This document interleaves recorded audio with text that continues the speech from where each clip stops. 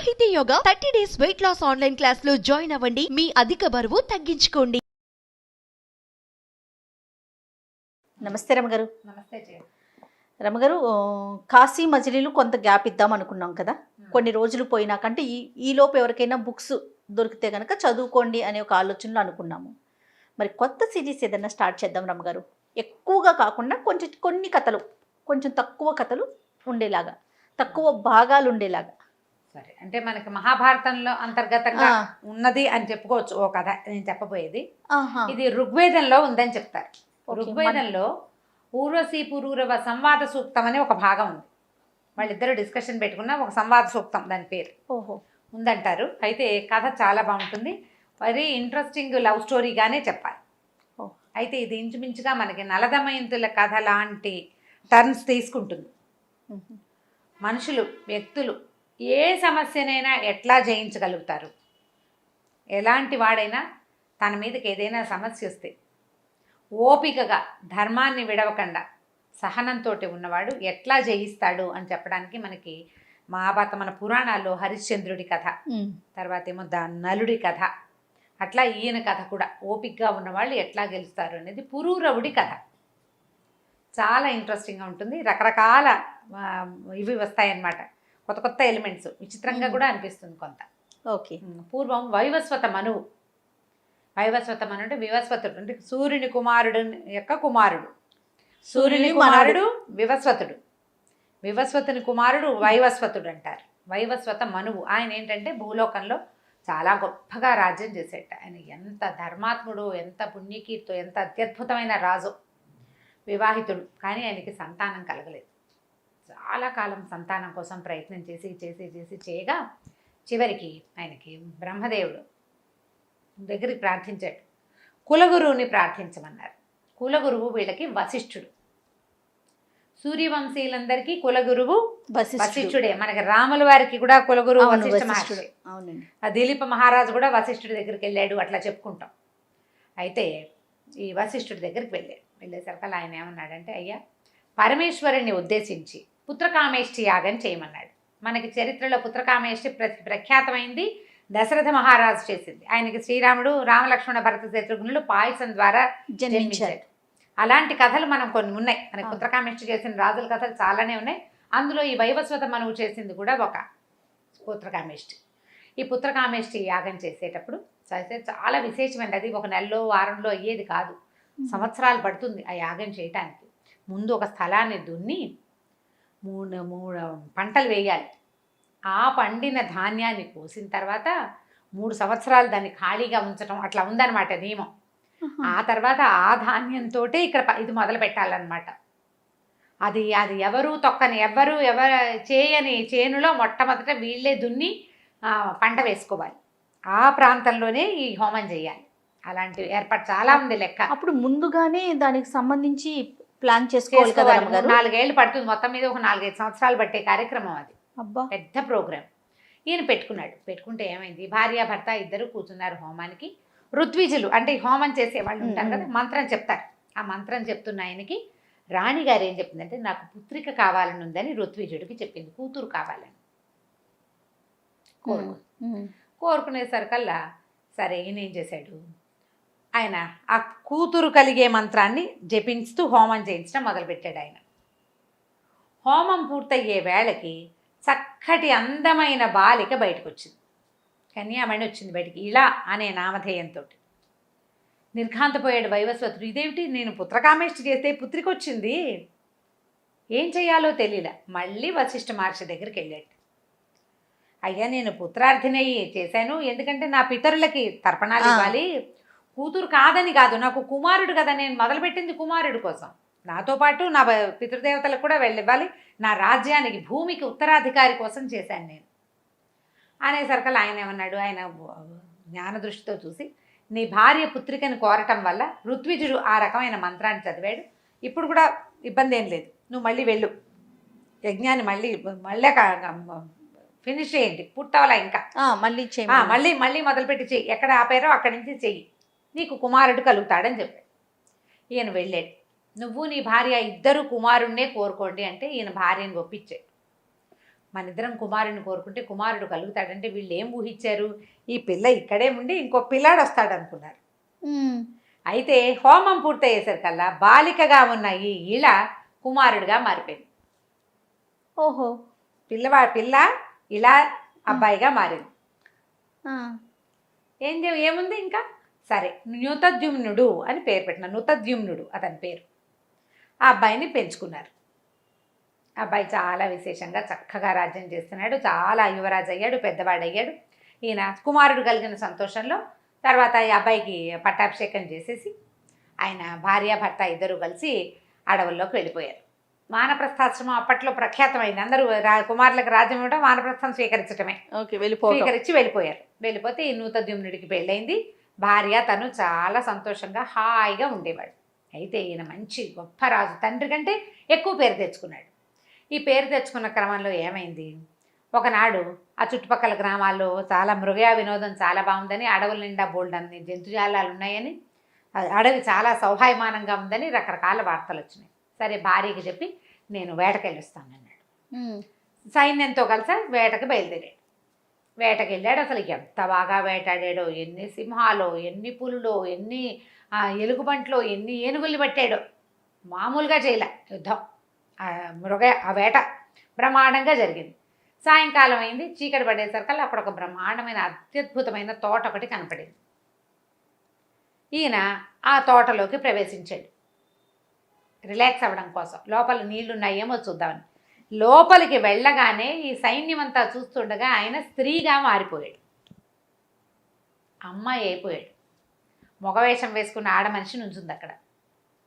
ఆయనకి లోపలికి నడిచి వెళ్ళిపోయాడు. మిగిలిన వాళ్ళంతా నిర్ఘాంతపోయి చూస్తున్నారు. లోపలికి వెళ్ళిన తర్వాత ఆయన అక్కడ ఉన్న సరోవరంలో తన ప్రతిబింబం చూస్తున్నాడు. తను స్త్రీగా మారిపోయినట్టు ఆయనకి తెలిసిపోయింది. వెనక్కి వచ్చినా ఏ ప్రయోజనము లేకుండా పోయింది. సైన్యం అంతా చూసింది ఈయన ఇట్లా మారిపోవటం. ఓహో, అందరూ పరిగెత్తుకుంటూ పోయారు. ఇప్పుడు ఈ ఆడవేషంతో బయటికేం వెళ్తాడు రాజు? స్త్రీ శరీరంతో సిగ్గుపడి లోపలే ఉండిపోయాడు ఆ తోటలోనే, అడవిలోనే. వీళ్ళంతా పరిగెత్తుకుంటూ వెళ్ళి రాణికి చెప్పారు, మహారాణి రాజుగారు ఒక తోటలోకి ప్రవేశించారు, చాలా అత్యద్భుతమైన వనంగా ఉంది, అందులో ప్రవేశించగానే స్త్రీగా ఆయనతో కొంతమంది వెళ్ళారు, వాళ్ళందరూ ఆడవాళ్ళు అయిపోయారు. ఓహో, లోపలతో కొద్దిగా అంగరక్షకులు వాళ్ళు వెళ్తారు కదా, రాజు స్త్రీగా మారిపోయాడు అనగానే ఆవిడ వలవలా ఏడ్చింది. ఇదేమిటి, ఇది ఎక్కడా లేని విడ్డూరం ఎలాగైపోయింది అని ఈవిడ ఏడ్చి వశిష్ఠ మహర్షి దగ్గరికి పరిగెత్తింది. అయ్యా ఏం చేయాలి, ఇట్లా అయిపోయింది, ఏం జరిగింది? ఆయన జ్ఞాన దృష్టితో చూసి ఏం చెప్పాడంటే, అది కుమారవనం, పార్వతీదేవి అక్కడ స్నానానికి వస్తుంది. ఆవిడకి ఒక మాట కోపం వచ్చి కుమారవనంలోకి ఏ మగవాడు ప్రవేశించినా వాడు స్త్రీగా మారిపోతాడని శపించింది. అంబికా శాపగ్రస్తమైనటువంటి వనం అది. ఆ కుమారవనంలోకి ఏ మగవాడు వెళ్ళినా వాడు ఆడదిగా మారిపోవాల్సిందే, వేరే దారి లేదు, వాడికి ఇంకా లేదు, తరుణోపాయం లేదు వాడి జీవితానికి, ఇంకంతే సంగతులు. కానీ వశిష్ఠుడు ఏం చెప్పాడంటే, నీ భర్తకి మాత్రం తరుణోపాయం ఉంది, తారణోపాయం ఉంది, దీని నుంచి తప్పించుకోగలడు, సమయం పడుతుంది. నువ్వేం చేస్తావంటే వెళ్ళిపో రాజ్యానికి, ఉన్న మంత్రులతోటి రాజ్యాన్ని కాపాడుకో, నిత్యము దానము, తర్వాత ఏమో పూజాధికాలు చేయి, భర్త మీదే దృష్టి పెట్టుకుని ఉండునమ్మా, కొంతకాలంలో అనతి కాలంలోనే నీ భర్త నీ దగ్గరకు వస్తాడు, మామూలు సాధారణ పురుష రూపంతో అని చెప్పాడు. ఈ లోపల వనంలో మారిపోయిన నృతద్యుమ్నుడు ఎవరిగా మారాడు? ఈళగా మారాడు. అతను పుట్టింది ఎలాగా? ఈళాదేవిగా పుట్టాడు. ఆ ఈళ అనే పేరుతోటి స్త్రీగా ఉండిపోయాడు. అక్కడక్కడే తిరిగేవాడు. ఈ తిరిగిన తర్వాత ఏముంది, అక్కడ ఒంటరిగా తిరగ్గా ఈ అంబికావనం నుంచి చుట్టుపక్కల అడవుల్లో తిరుగుతుంటే బుధుని యొక్క ఆశ్రమం ఉంది. బుధుడు ఎవరు? చంద్రుని యొక్క కుమారుడు, తారాచంద్రుల కుమారుడు బుధుడు. అతను తపస్సంపన్నుడుగా ఉన్నాడు, ఉండి తపస్సు చేసుకుంటున్నాడు. ఆ ఆశ్రమంలోకి ప్రవేశించింది ఇలా ప్రవేశించి పరమాద్భుత సౌందర్యవతి ఈవిడ. యజ్ఞంలోంచి పుట్టింది కదా, యజ్ఞంలోంచి పుట్టింది, పైగా సూర్యుని యొక్క వంశంలో పుట్టిన ఆవిడ. ఈ పరమాద్భుత సౌందర్యవతికి లోబడిపోయాడు బుధుడు. మగవాడే అయినా ఆ స్త్రీ రూపంలోకి మారిపోయిన ఈ నృతద్యుమ్నుడు ఇలా కన్యా స్వరూపంతో బుధునితో కలిసి గాంధర్వ వివాహం చేసుకుని అక్కడ స్థిరపడిపోయాడు. కొంతకాలానికి ఆవిడకొక కుమారుడు కలిగాడు. ఈ కలిగిన కుమారుడు పేరు పురూరవుడు. ఈ పురూరవుడు ఏమంటే పిల్లవాడు కొంచెం పెద్ద అయ్యాక బుధుడు నేను ఇంకా తపస్సు చేసుకుంటాను, సంసార సౌఖ్యాలు అనుభవించాను, తపస్సుకు నేను వెళ్ళిపోవాల్సిన సమయం ఆసన్నమైందని ఆయన దారిని ఆయన భార్యని కుమారుని వదిలిపెట్టి వెళ్ళిపోయాడు. ఈ ఇళ కుమారుని వెంట పెట్టుకుని తన వశిష్ఠ మహర్షి దగ్గరికి వెళ్ళి ఇంకా ఈ జీవితం మీద నాకు ఇంకా ఆసక్తి లేదు, బుధుడు వెళ్ళిపోయాడు, ఈ పిల్లవాడు నాతో ఉన్నాడు, మరి నేను మరి పురుష రూపంలోకి మారేందుకు ఏదైనా ఉపాయం చెప్పమని అడిగితే ఈసారి వశిష్ఠ మహర్షి ఏం చేశారంటే, పురూరవుడు భావి చక్రవర్తి అవుతాడు, అతనికి కనపడుతున్నాయి ఆ లక్షణాలు, ఇతనికి ఇప్పుడు ఈ స్త్రీ రూపంలో ఉన్న ఆవిడ తీసుకెళ్తే అక్కడికి వెళ్ళి ఆవిడేం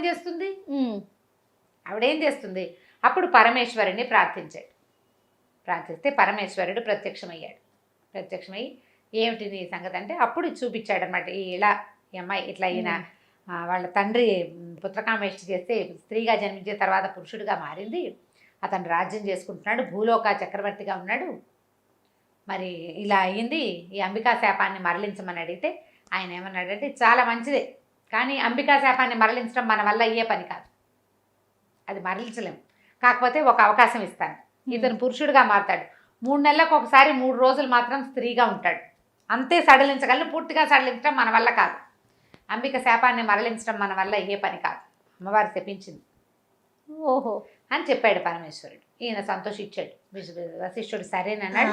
ఈ మన నృతద్యుమ్నుడు కూడా ఈళ్ళ కూడా ఏమందంటే అది మంచిదే, పోనీక అదైనా నయమే కదా, అదైనా నయమే, నేను కనీసం రాజ్యానికి వెళ్ళి నా భార్యను చూసుకోగలుగుతాను, రాజ్యాన్ని కాపాడుకోగలుగుతాను, పిల్లాడు పెరగాలి, ఇంకా చిన్న పిల్లాడు, వీడు పెద్ద అయ్యాక వీడికి రాజ్యం అప్పచెప్తా, తర్వాత సంగతి తర్వాత చూసుకుందాం, కానీ మీ వల్ల పరమేశ్వరునే కదా సాక్షాత్కారం కలిగింది, ఈ ఇలా స్వరూపంలో ఉండటం వల్ల ఇది నాకు మేలే చేసింది, నా పిల్లాడికి కూడా మేలే చేస్తుందని చెప్పి నమస్కారం చేసి నృతద్యుమ్నుడిగా మారిపోయి కుమారుడైన పురూరవుడిని తీసుకుని తన నగరానికి వెళ్ళిపోయాడు. భార్య సంతోషించింది, ప్రజలంతా సంతోషించారు. ఈ రహస్యంగానే వాళ్ళ మధ్య ఉండిపోయింది. తర్వాత ఆయనకు 4 కుమారులు కలిగారు. ఈ పురూరవుడు పెద్ద కుమారుడుగానే చెలామణి అయ్యాడు, జ్యేష్ఠుడిదే కదా రాజ్యం, రాజు యొక్క కుమారుడు పురూరవుడు రాజు అయ్యాడు. పురూరవుడు రాజు అవటం చిన్న రాజు అవటం మామూలు ఏదో సుమారుగా అవటం కాదు, బ్రహ్మాండమైన చక్రవర్తి అయ్యాడు, చాలా అత్యద్భుతమైన గుణాలు కలిగినవాడు. ముందు పుట్టకే అతను ఈ బుధుని ఆశ్రమంలో ఇక్కడ పుట్టడం వల్ల అతను ముందు నుంచి తపశ్చర్య మీద చాలా ఆసక్తి ఉంది, తపస్సు చేసుకోవటం మీద. చక్రవర్తిగా ఉన్నప్పటికీ చాలా ధర్మపరుడుగాను తపస్సంపన్నుడుగాను దైవభక్తి పరాయణుడుగాను ఉన్నాడు. అయితే ఆ కాలంలో ఏమైందట, స్వర్గంలో ఒక కథ జరిగింది. ఏమంట అది, ఒకసారి స్వర్గంలో చాలా పెద్ద సభ జరిగినప్పుడు రంభ, ఊర్వశి, మేనక, తిలోత్తమ వీళ్ళంతా నాట్యాలు చేస్తూ ఉన్నారు. అక్కడికి అగస్త్య మహర్షి వచ్చేసరికల్లా అందరూ ఆయనకి దండం పెట్టారు. ఊర్వశి పెద్దగా దండం పెట్టుకోలేదు, ఆయన్ని పెద్ద పాటించలేదు. ఎందుకంటే ఊర్వశి ఎవరి నుంచి పుట్టింది, నారాయణుని తొడ నుంచి పుట్టింది. ఆవిడ వీళ్ళలాగా మామూలుగా పుట్ల, పాలకడల్లోంచి రాలేదు ఆవిడ. రంభాది అప్సరోగణం అంతా పాలకడల్లోంచి వచ్చింది, లక్ష్మీదేవి వెనకాల వచ్చారు అప్సరసలు. కానీ ఊర్వశి మాత్రం వాళ్ళు అప్సరసలని జయించడానికి నారాయణుడి తొడ నుంచి ఆయన తొడ మీద కొట్టుకున్నాడు, ఊరువులోంచి జన్మించింది. దాంతో కొంత అహంభావం ఉందన్నమాట. ఆమె నమస్కరించకపోయేసరికల్లా అగస్త్యుడు అన్నాడు, తలపొగరు అరిషడ్వర్గము ఉండవలసింది మానవులకి, నువ్వు మానవకాంతవి కాదు, భగవంతుని తోడ నుంచి జన్మించిన అప్సరసవి, వినయం ఉండద్దు నీకు, వినయం లేదు, మానవులకు ఉండేటువంటి అరిషడ్వర్గము నిన్ను బాధిస్తుంది, మానవకాంత వైపు, మానవునికి భారీగా ఉంటే కానీ నీకు ఈ లక్షణం పోదని శపించాడు.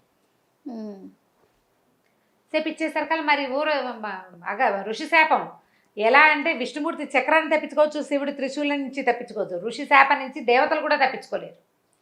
విష్ణువు శివుడే తప్పించుకోలేకపోయారు కదా, ఇంకా వీళ్ళేముంది, ఈవిడ ఇంకేం చేస్తుంది, భూలోకానికి ప్రయాణమైంది. ఎవరో ఒకళ్ళ మనిషితో గడపాలి ఆవిడ శాపం ప్రకారం. నారదుడు కనిపించి నారదుడు ఏమన్నాడంటే, వారా వీరా ఎందుకు వెళ్తావమ్మా, పురూరవ చక్రవర్తి మహాద్భుతమైన వాడు, రూపజిత మన్మధుడు, ఆయన చూస్తే మన్మధుడు కూడా కళ్ళు మూసుకోవాల్సిందే, అంత అందంగా ఉంటాడు, అక్కడికి వెళ్ళు, చక్రవర్తి భార్యగా చలామణి అవుతావు, జీవితం కూడా అత్యద్భుతంగా ఉంటుంది. మామూలు మానవుడు రకరకాల భావోద్వేగాలున్న మానవులు కాకుండా ఇట్లా అత్యద్భుతమైన వ్యక్తిత్వం కలిగిన వాడు, చాలా గొప్ప ప్రతిభావంతుడు, పైగా విపరీతమైన జన్మ ఉన్నవాడు. సాధారణంగా మనుషులందరిలాగా పుట్టినవాడు కాదు, అపురూపమైన జన్మ. అతని దగ్గరికి వెళ్ళమని చెప్పాడు. చెప్పేసరికల్లా ఈవిడేం చేసింది, ఈ పురూరవ చక్రవర్తి వ్యాహ్యాళికలతో ఆయనకి వివాహం కాల అప్పటికి చిన్నవాడే. వ్యాహ్యాళిక తోటలోకి వెళ్తే ఆ తోటలోకి ప్రత్యక్షమైంది. ఈ అద్భుత సౌందర్యవతిని చూసేసరికల్లా భగవంతుని తొడ నుంచి పుట్టిందంటే మరేమిటి సామాన్యంగా ఉంటుందా? ఆవిడ అందం అంతా సాటిలేని అందం అనమాట, ఇలా సాటిలేని అందం ఆవిడది. ఇక ఆయన మైమరిచిపోయాడు ఆవిడని చూసి. ఎవరు ఏమిటని అడిగితే, నేను ఊర్వశిని, అప్సరోగణంలో ఉంటాను, దేవేంద్రుడి కొలువులో ఉండేదాన్ని, నాకు ఒక ఋషి శాపం, అగస్త్య మహర్షి శాపం, ఆ ప్రకారంగా నేను భూలోకానికి వస్తుంటే నారద మహర్షి నీ గురించి చెప్పాడు, నీతో ఉందామని వచ్చానని చెప్పింది. ఇక విపరీతంగా మోహంలో పడ్డాడు ఆయన. అయితే ఆవిడేమందంటే, నీతో ఉంటాను నేను, కానీ నేను ఎప్పటికైనా వెనక్కి వెళ్ళిపోవాల్సిందాన్ని, అంటే ఎప్పటి వరకు ఉంటావు అన్నాడు. ఆవిడేం చెప్పిందంటే, ఒకటే షరతు, నువ్వు దిగంబరంగా కనపడకూడదు నాకు, నువ్వు ఎప్పుడైతే నాకు దిగంబరంగా కనపడతావో అప్పుడు వెళ్ళిపోతా, అప్పటి వరకు నీతో ఉంటాను నేను. సరేనని ఒప్పుకున్నాడు. ఆవిడతో పాటే ఉండిపోయాడు. హాయిగా తిరుగుతూ ఉండేవాడు. చాలా కాలం గడిచిపోయింది. దేవేంద్రుడు ఆయనకి ఏమిటి ఊర్వశి లేక సభ బోసిపోయింది. ఆవిడని తెచ్చేసుకోవాలి వెనక్కి ఎలాగైనా. మరి తెచ్చుకోవాలంటే ఎట్లా? ఆవిడకి ఈ పురూరవుడి మీద విసుగు పుట్టాలి, లేదా ఇష్టం రావాలి. అయితే ఏ కారణంతో ఊర్వశి వెనక్కి వస్తుందో ఆయన తెలుసుకున్నాడు. వెనక్కి రావడానికి ఒక క్లాజ్ పెట్టింది. ఆ క్లాజ్ ప్రకారం ఊర్వశిని తేవడానికి ఒక ఉపాయాన్ని పన్నారు. ఆ పన్నిన ఉపాయం ప్రకారం ఊర్వశి దగ్గరికి గంధర్వులు వచ్చారు. నేను దేవేంద్రుడు వెనక్కి రమ్మంటే, ఆవిడ కూడా చాలా కాలం అయిపోయింది భూలోకంలో ఉన్నాను, ఆవిడకి స్వర్గం మీద మనసు పోతోంది, స్నేహితురాళ్ళ మీదకి మనసు పోతోంది, దేవేంద్రుడి మీద మనసు పోతోంది. ఆవిడకి ఇంకా మంది స్నేహితులు ఉన్నారు. స్వర్గ సౌఖ్యం వేరు, మానవ సౌఖ్యాలు వేరు. మానవ జీవితం వేరు, స్వర్గ సౌఖ్యం వేరు కదా. సరే వెళ్ళిపోదామనుకుంది. వెళ్ళిపోదామంటే ఎట్లా వెళ్ళిపోవాలి? ఆయన జాగ్రత్తగా ఉంటాడు, ఆయనకు ఆ ఒళ్ళు తెలియనితనము అవి రాలా ఇప్పటిదాకా. ఆ పరిస్థితి కల్పించారు. సరే ఏం చెప్పిందంటే, నేను 2 పెంపుడు మేకలు ఉన్నాయి నా దగ్గర, గొర్రెలను కూడా చెప్తారు కొన్ని కథల్లో, 2 మేకలో గొర్రెలో పిల్లలు అవి పెంచుకుంటాను, వాటిని రక్షిస్తాడు రాజు, మాకు దగ్గరలోనే ఉంటాయి అవి, వీటిని ఎత్తుకెళ్ళిపోండి. ఈయన్ని పురూరవుణ్ణి ఆ మేకలను తెమ్మని చెప్తాను నేను, ఆయన బయటకు వచ్చినప్పుడు మెరుపులు మెరిపించండి అని చెప్తాను. సరే రాత్రి వేళ వీళ్ళిద్దరూ ఏకశయ్యాగతులుగా ఉండగా ఈ మేక పిల్లల్ని ఎత్తుకుపోతారు గంధర్వులు. ఎత్తుకెళ్ళేస్తారు కదా, మే నరుస్తాయి. అవి పక్కనే ఉండి రాత్రిపూట ఆ శయ్యాగృహంలోనే ఓ పక్కన పడుకునే మేక పిల్లల్ని ఎవరో తీసుకుపోతారు. ఇప్పుడు దిగ్గును లేచి పురూరవ నా మేకల్ని ఎత్తుకుపోతున్నారు, వాటిని రక్షించు అని కేకలు పెట్టి కదలడు ఈయన. అప్పుడే అలసిపోయి అలా పడుకుని ఉంటాడు అర్ధరాత్రి. ఇప్పుడు ఇంకా అరిచి, నా మేక పిల్లలు వాటిని రక్షిస్తానన్నావు, వదిలేస్తావా, నువ్వేమి రాజువి, అట్లాగా నరిచెరిచి కేకలు పెడుతుంది. దాంతో ఈయన ఏం చేస్తాడు, దిక్కును లేచి పరిగెడతాడు. ఒంటి మీద బట్టలు లేనిది చూసుకోడు. రాత్రి పడుకునేటప్పుడు ఒక పంచ కట్టుకుంటారు. ఈ లేచే సంరంభంలో అది జారిపోతుంది. ఈయనకి ఒళ్ళు తెలియదు, నిద్రలో దిగ్గులు లేచిన వాళ్ళకి ఒళ్ళు పోయి తెలియదు చూడు.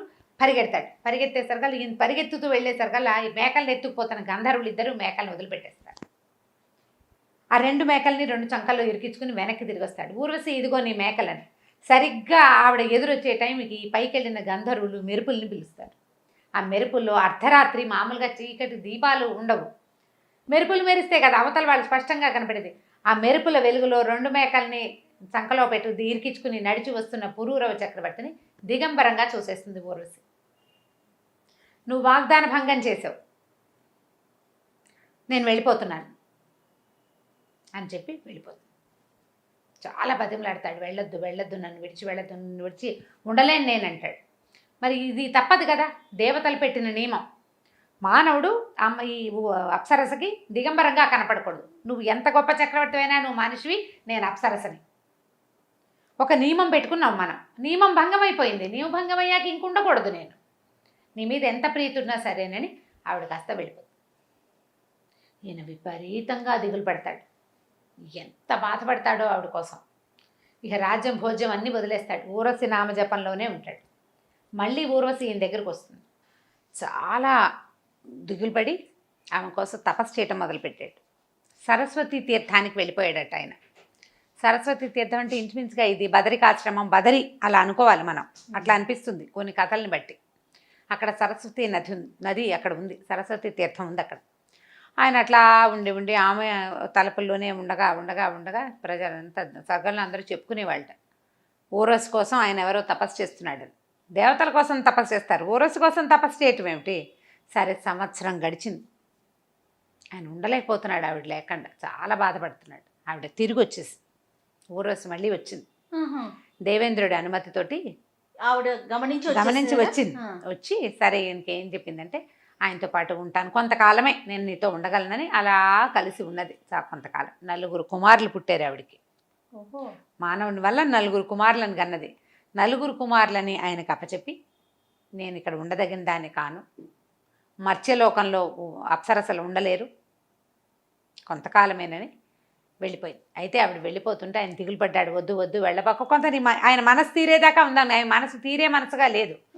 ఆవిడ వెళ్ళిపోతూ ఏమందంటే, నువ్వు నన్ను చూడాలంటే, నువ్వు నన్ను మళ్ళీ కలుసుకోవాలంటే రూపవత గంధర్వులు అనే వాళ్ళని, రూపవతులు గంధర్వులు అంటే రూపవతి గంధర్వులు అనేది ఒక జాతి కాబోలు, వాళ్ళని ప్రార్థించు, వాళ్ళని జపించు, వాళ్ళతో ఒక మంత్రం చెప్పింది, వాళ్ళు నీకు ప్రత్యక్షం అవుతారు, వాళ్ళు నన్ను నీ దగ్గరికి తీసుకొస్తారు, వాళ్ళ వల్ల నన్ను సాధించగలుగుతావు నువ్వని చెప్పి వెళ్ళిపోయింది. ఈ కుమారులు 4 ఉంచుకున్నాడు ఈయన. అయితే కొంతకాలానికి మళ్ళీ ఊళ్ళో ఉండలే, ప్రతిష్టానపురం ఈయన రాజ్యం, ఆయన దేశం అది, ప్రతిష్టానపురంలో ఉండేవాడు. మళ్ళీ వచ్చేసాడు, వచ్చి సరస్వతి తీర్థం దగ్గర మళ్ళీ తపస్సు చేశాడు. చేస్తే రూపవతి గంధర్వులు వచ్చారు కానీ ఊర్వశి రాల, వాళ్ళ వెనకాల ఆవిడ కూడా వస్తుంది అనుకున్నాడు. రాకుండా వాళ్ళు ఏం చేశారంటే, ఒక అగ్నిని రగిల్చి ఇచ్చారు, పవిత్ర అగ్నిని. ఈ అగ్ని ద్వారా నీ మనసు తీరుతుందని చెప్పారు. ఆ అగ్నిని ధ్యానించినా కూడా ఈయన పని వల్ల ఈయనకు ఊర్వశి రాల, ఆయనకు విసుగు పుట్టింది. ఇంకా ఈ అగ్నిని ఒక పవిత్రమైన ప్రదేశంలో నిక్షేపించి వెనక్కి వెళ్ళిపోయాడు. ఇంకా ఆవిడ ఊర్వశి లేకుండా ఉండటం, ఆ కుమారులను చూసుకుంటూ రాజ్యం చూసుకుంటూ ఉన్నాడు, అలవాటు పడ్డాడు.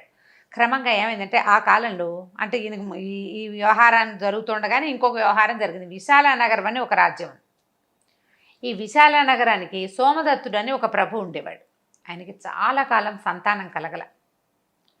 ఇక సంతానం లేదు, నా వెనకాల రాజ్యానికి ఎవరు, ప్రతి రాజుకి ఇదే ప్రశ్న, సంతానం లేకపోతే రాజ్యం ఎవరు చేస్తారు? ఎవరో ఒకళ్ళు ప్రజలు రాజ్యం తీసుకునే కాలం కాదది, ఎవడో ఒకటికి రాజ్యం ఇచ్చేసే కాలం కూడా కాదు. ఆయన తన భార్య ద్వితీయుడుగా భార్యతో పాటుగా వెళ్ళిపోయాడు బయటికి. ఏంటి, నేను మునుల్ని ఋషుల్ని ప్రార్థిస్తాను, ఋష్యాశ్రమాలకి వాటికి వెళ్తానని తన మంత్రులకి పురోహితులకి ఈ రాజ్యాన్ని అప్పచెప్పాడు. సంతానాన్ని సాధించాకే మళ్ళీ నేను నగర ప్రవేశం చేస్తానన్నాడు. సరే, బయలుదేరి వెళ్ళాడు. ఆయన ఎన్నో క్షేత్రాలు తీర్థాలన్నీ భార్యతో కలిసి కొద్దిపాటి సైనికులతోటి చిన్న పరివారంతో వెళ్ళాడనమాట. వెళ్ళి ఎన్నో ఋష్యాశ్రమాలు చూశాడు, యాత్రాస్థలాలు తీర్థస్థలాలు ఎన్నో దర్శించగా ఒక చోట కొంతమంది మునుల తాలూకు సమూహంలో వాళ్ళని కలుసుకున్నాడు. అప్పుడు ఇట్లా నాకు సంతానం లేదంటే వాళ్ళు ఏం చేశారంటే, స్వల్పంగా పుత్రకామేష్టి లాంటి ఒక యాగాన్ని చేసి అందులో దాని ప్రసాదంగా ఒక పాయసాన్ని ఈయనకిచ్చారు. ఇవి భుజించండి, మీకు యజ్ఞప్రసాదము మీరు దీనివల్ల సంతానం లభిస్తుందంటే, ఆయనకి కొంతకాలానికి భార్య గర్భవతి అయ్యి జయుడు అనే ఒక కుమారుడు, జయప్రద అనే ఒక కుమార్తె కలిగారు. జయుడు, జయప్రద. అయితే కూతుర్ని ఒక అబ్బాయిని చక్కగా పెంచుకున్నారు, రాజ్యానికి వెళ్ళిపోయారు, విశాల నగరానికి వెళ్ళిపోయారు భార్యాభర్త. కూతురు కొడుకు అక్కడే పుట్టారు, పిల్లలు చక్కగా పెరుగుతున్నారు. ఈ జయప్రదాదేవి మహాద్భుత సౌందర్యవతి, చాలా అందమైంది. అయితే చిన్నప్పుడు కొంచెం 8-9 సంవత్సరాలు వచ్చాక పిల్లలు కథలు చెప్తారు కదా, అప్పుడు ప్రపంచంలో ఉండే గొప్ప గొప్ప రాజులు ఎవరు వాళ్ళ గురించి చెప్తూ పురూరవ చక్రవర్తిని గురించి దాదులు ఆ అమ్మాయికి చెప్తూ ఉండేవాళ్ళు. క్రమంగా ఆయన కథప్పిస్తే ఎవరి కథ ఆవిడ విందు, ఆయన గురించే వింటుంది. అలా అయ్యి ఆయన మీద మనసు పారేసుకుంది అమ్మాయి, నేను పురూరవుడినే పెళ్లి చేసుకుంటానని. నిజానికి వయసు తేడా, ఆయన ఎప్పటివాడు ఈవిడిప్పటిది కదా, ఆ కాలం అలా ఉండేది కాదు. అంత చిన్నపిల్లకి 15-14 సంవత్సరాలు పెళ్ళిడు వచ్చిన పిల్ల అంటే ఎంత, 25 ఏళ్ళు రావకల పెళ్ళిడు, 25 ఏళ్ళు కాదు 12-13 సంవత్సరాలే. ఇంకా మాట్లాడితే 8 ఏళ్లకే కన్య, వివాహ యోగ్యమైన వయసు 8 ఏళ్లే. కొద్దిగా ఊహొచ్చింది, స్వయంవరము అవి చేసుకోవచ్చు, ఈ స్వయంవరాలు అవి చేసేవాళ్ళు. అయితే ఈ అమ్మాయికి పురూరవుడి మీద ఆసక్తి ఉందని రాజుగారికి తెలిసింది. సరే, స్వయంవరం చాటిందాం అనుకున్నారు. ఈ చాటించినప్పుడు ఈవిడేం చెప్పిందంటే నాకు కొన్ని ప్రశ్నలు ఉన్నాయి, నా ప్రశ్నలకి సమాధానం చెప్పిన వాళ్ళనే పెళ్లి చేసుకుంటానని. సరే అందరినీ పిలుచుకొచ్చారు. అందరినీ పిలిస్తే ఏమైంది, ఈ పురూరవుడు ఆవిడకి తెలుసు, ఆవిడకి ఈ మొత్తం అందరు రాజుల చరిత్రలు పేర్లు చెప్పారు. ఆవిడ ఎవరిని వరించలేదు. మా అమ్మాయికి ఏవో కొన్ని ప్రశ్నలు ఉన్నాయంటే ఆవిడ అడిగిన ప్రశ్నల్ని సభలో అడిగారు. ప్రపంచంలో అత్యుత్తమమైనది ఏది, అత్యంత శక్తివంతమైన విషయం ఏది అని అడిగితే ఎవ్వరూ చెప్పాల. ప్రతి వాళ్ళు ఆలోచిస్తున్నారు ఏది శక్తివంతం, భగవంతుడే అత్యంత శక్తివంతుడైన విషయం అని పురూరవుడు చెప్పాడు. దైవాన్ని మించిన శక్తి ఏదీ లేదు. ఆవిడకి ఆ సమాధానం నచ్చింది. ఆయన పెళ్లి చేసేసుకుంది. పురూరవుడినే ఆవిడ పెళ్లి చేసుకోవాలని నిశ్చయించుకుని ఉంది. ఆయన ఆ సమాధానం కూడా ఆవిడకి కావాల్సిన సమాధానం చెప్పాడు. దైవశక్తిని మించింది ఏదీ లేదు. సరే పెళ్లి చేసుకుని చాలా కాలం ఇక్కడ ఉండిపోయారు విశాలనగరంలో. కొంతకాలం గడిచాక ఆయన ఏమన్నాడు భార్యతోటి, మా ప్రతిష్టానపురం వెళ్ళాలి, నాకు రాజకార్యాలు అవి ఉన్నాయంటే నేను కూడా వచ్చేస్తానండి. రాజకుమార్తెని తీసుకుని ప్రతిష్టానపురానికి వెళ్ళిపోయాడు. భార్యతో చాలా హాయిగా ఎంతో సంతోషంగా ఉండేవాడు. హాయిగా ఉన్నాడు. ఊర్వశిని పెద్దగా తలుచుకోవట్లే. ఆవిడకి మనసులో ఉంది లోపల, కానీ ఆవిడని అవైల్ చేయడం తన వల్ల కాదు. తనేమో మానవుడు, ఆవిడేమో అప్సరస కదా. ఆవిడని ఎట్లా అవైల్ చేస్తాడు? కొంతకాలం ఆమెతో గడిపేందుకు భగవంతుడు ఇచ్చిన అవకాశం, తనకు ఆ పూర్వకర్మానుభవం ఇచ్చిన అవకాశం వల్ల, ఊర్వశికి లభించిన శాపం వల్ల అది కుదిరింది. సరే ఇలా నడుస్తూ ఉంది. కొంతకాలం నడిచేసరికల్లా ఏమైంది, శనైశ్వరుడు అంటే శని, మనం శని గ్రహం అని చెప్తాం, ఆయన ఈయన యొక్క సత్యసంధతని, ధర్మజ్ఞతని, ఈయన తలకు నీతి కుశలతని పరీక్షించాలని భావించాడు. శని వీళ్ళ రాజ్య ప్రవేశం చేశాడు. ఒకనాడు ఒక బ్రాహ్మణ వేషధారిగా శని ఈయన నగరానికి వచ్చి ఈయనతోటి మాట్లాడితే ఆయన అడిగాడు, అయ్యా మిమ్మల్ని చూస్తే చాలా పరమాద్భుతంగా ఉంది, మీ రూపం చాలా అద్భుతంగా కనిపిస్తుంది, మీరు ఎవరు ఏమిటి అడిగేసరికల్లా ఆయన ఓపెన్గా చెప్పాడు, నేను సూర్యుని కుమారుణ్ణి, యముని యొక్క సహోదరుణ్ణి, ప్రపంచాన్ని గడగడలాడించగలిగిన వాడిని, ఎవరైనా నాకు లొంగవలసిందే, ఎవ్వరి మీదైనా నేను స్వారీ చేయగలను, ఇప్పటిదాకా నీకు నాతోటి నా స్వారీ చేయించుకునే అవకాశం రాలేదు, నిన్ను పట్టుకోవడానికే వచ్చాను నేను అంటే ఈయన ఏమన్నాడు, అయ్యా ఎంతవారికైనా తప్పదు కదా, మానవ మాత్రుణ్ణి నేనెంత, భగవంతుడికే తప్పలేదు, భగవంతుడికే తప్పలా, నేనేముంది, నాదేముంది, మానవుణ్ణి, మీ ఇష్టం అన్నాడు. అయితే నువ్వు చెప్పు, వృద్ధాప్యంలో పట్టుకోమంటావా, యవ్వనంలో పట్టుకోమంటావా, నువ్వు ఎప్పుడు పట్టుకోమంటే అప్పుడు పట్టుకుంటా, నీ యొక్క చరిత్ర వల్ల నువ్వు ఇంత గొప్పవైన వాడివి, చాలా అద్భుతంగా రాజ్యం చేస్తున్నావు, భూమిని సంతోషపెడితే రాజువి నువ్వు చెప్పమన్నాడు. అనేసరికల్లా ఏమన్నాడు, వృద్ధాప్యమే ఒక శిక్ష, బాధాకరం, వృద్ధాప్యాన్ని మోయలేని వృద్ధాప్యంలో కాకుండా మోయగలిగే యవ్వనంలో మీరు నన్ను పట్టుకోండి అని చెప్పాడు. మోయగలిగే యవ్వనంలోనే నేను మీకు అవకాశం ఇస్తున్నాను, మీ ఇష్టం అని సరేనన్నాడు. శని వెళ్ళి ఇతన్ని పట్టేందుకు అవకాశం కోసం చూస్తున్నాడు. చాలా విషయాల్ని ప్రేరేపించి ఏంటి, ఈ అడవుల్లో నుంచి రకరకాల జంతువులు వచ్చేసేవి, ఆ జంతువులను తరమడానికి వెళ్ళవలసి వచ్చేది, ఇతర రాజులు కొంతమంది యుద్ధానికి వచ్చేవాళ్ళు, ఇట్లా జరుగుతుంది. ఆయన దీనికెళ్ళి అడవికెళ్ళి జంతువులన్నింటినీ వేటాడి వచ్చేసరికల్లా శత్రు రాజు తాలూకు సేనలు దీని మీద పడిపోతుండేవి. అలా అయింది. అయితే ఒకసారి వచ్చినప్పుడు మంత్రులు వాళ్ళంతా కూడా ఆశ్చర్యపోయారు. మన మీదకి రావటం ఏంటి, సార్వభౌముడు చక్రవర్తి మీదకి సామంతరాజులు రావటం ఏంటి, వాళ్ళంత బలం ఉన్నవాళ్ళు కాదు, ధైర్యం ఉన్నవాళ్ళు కాదు, ఏదో జరుగుతోంది ఇక్కడ. ఈయనకి పీడకళ్ళు వచ్చేవి, ఎవరికి, రాజుకి ఏదో జరగబోతోందని తెలుస్తుంది. ఆయన ఏమనుకున్నాడంటే, శని భగవంతుడైన శని నా దగ్గరకు వచ్చి నాకు చెప్పాడు, ఇది దానికి సంకేతమేమో, తల వంచుకుని భరిస్తే సరిపోతుంది, ధిక్కరించి పోరాడకూడదు, దైవశక్తిని ధిక్కరించకూడదు, దైవశక్తికి తల ఉగ్గితేనే అది మనని కరుణించి వదిలిపెడుతుంది.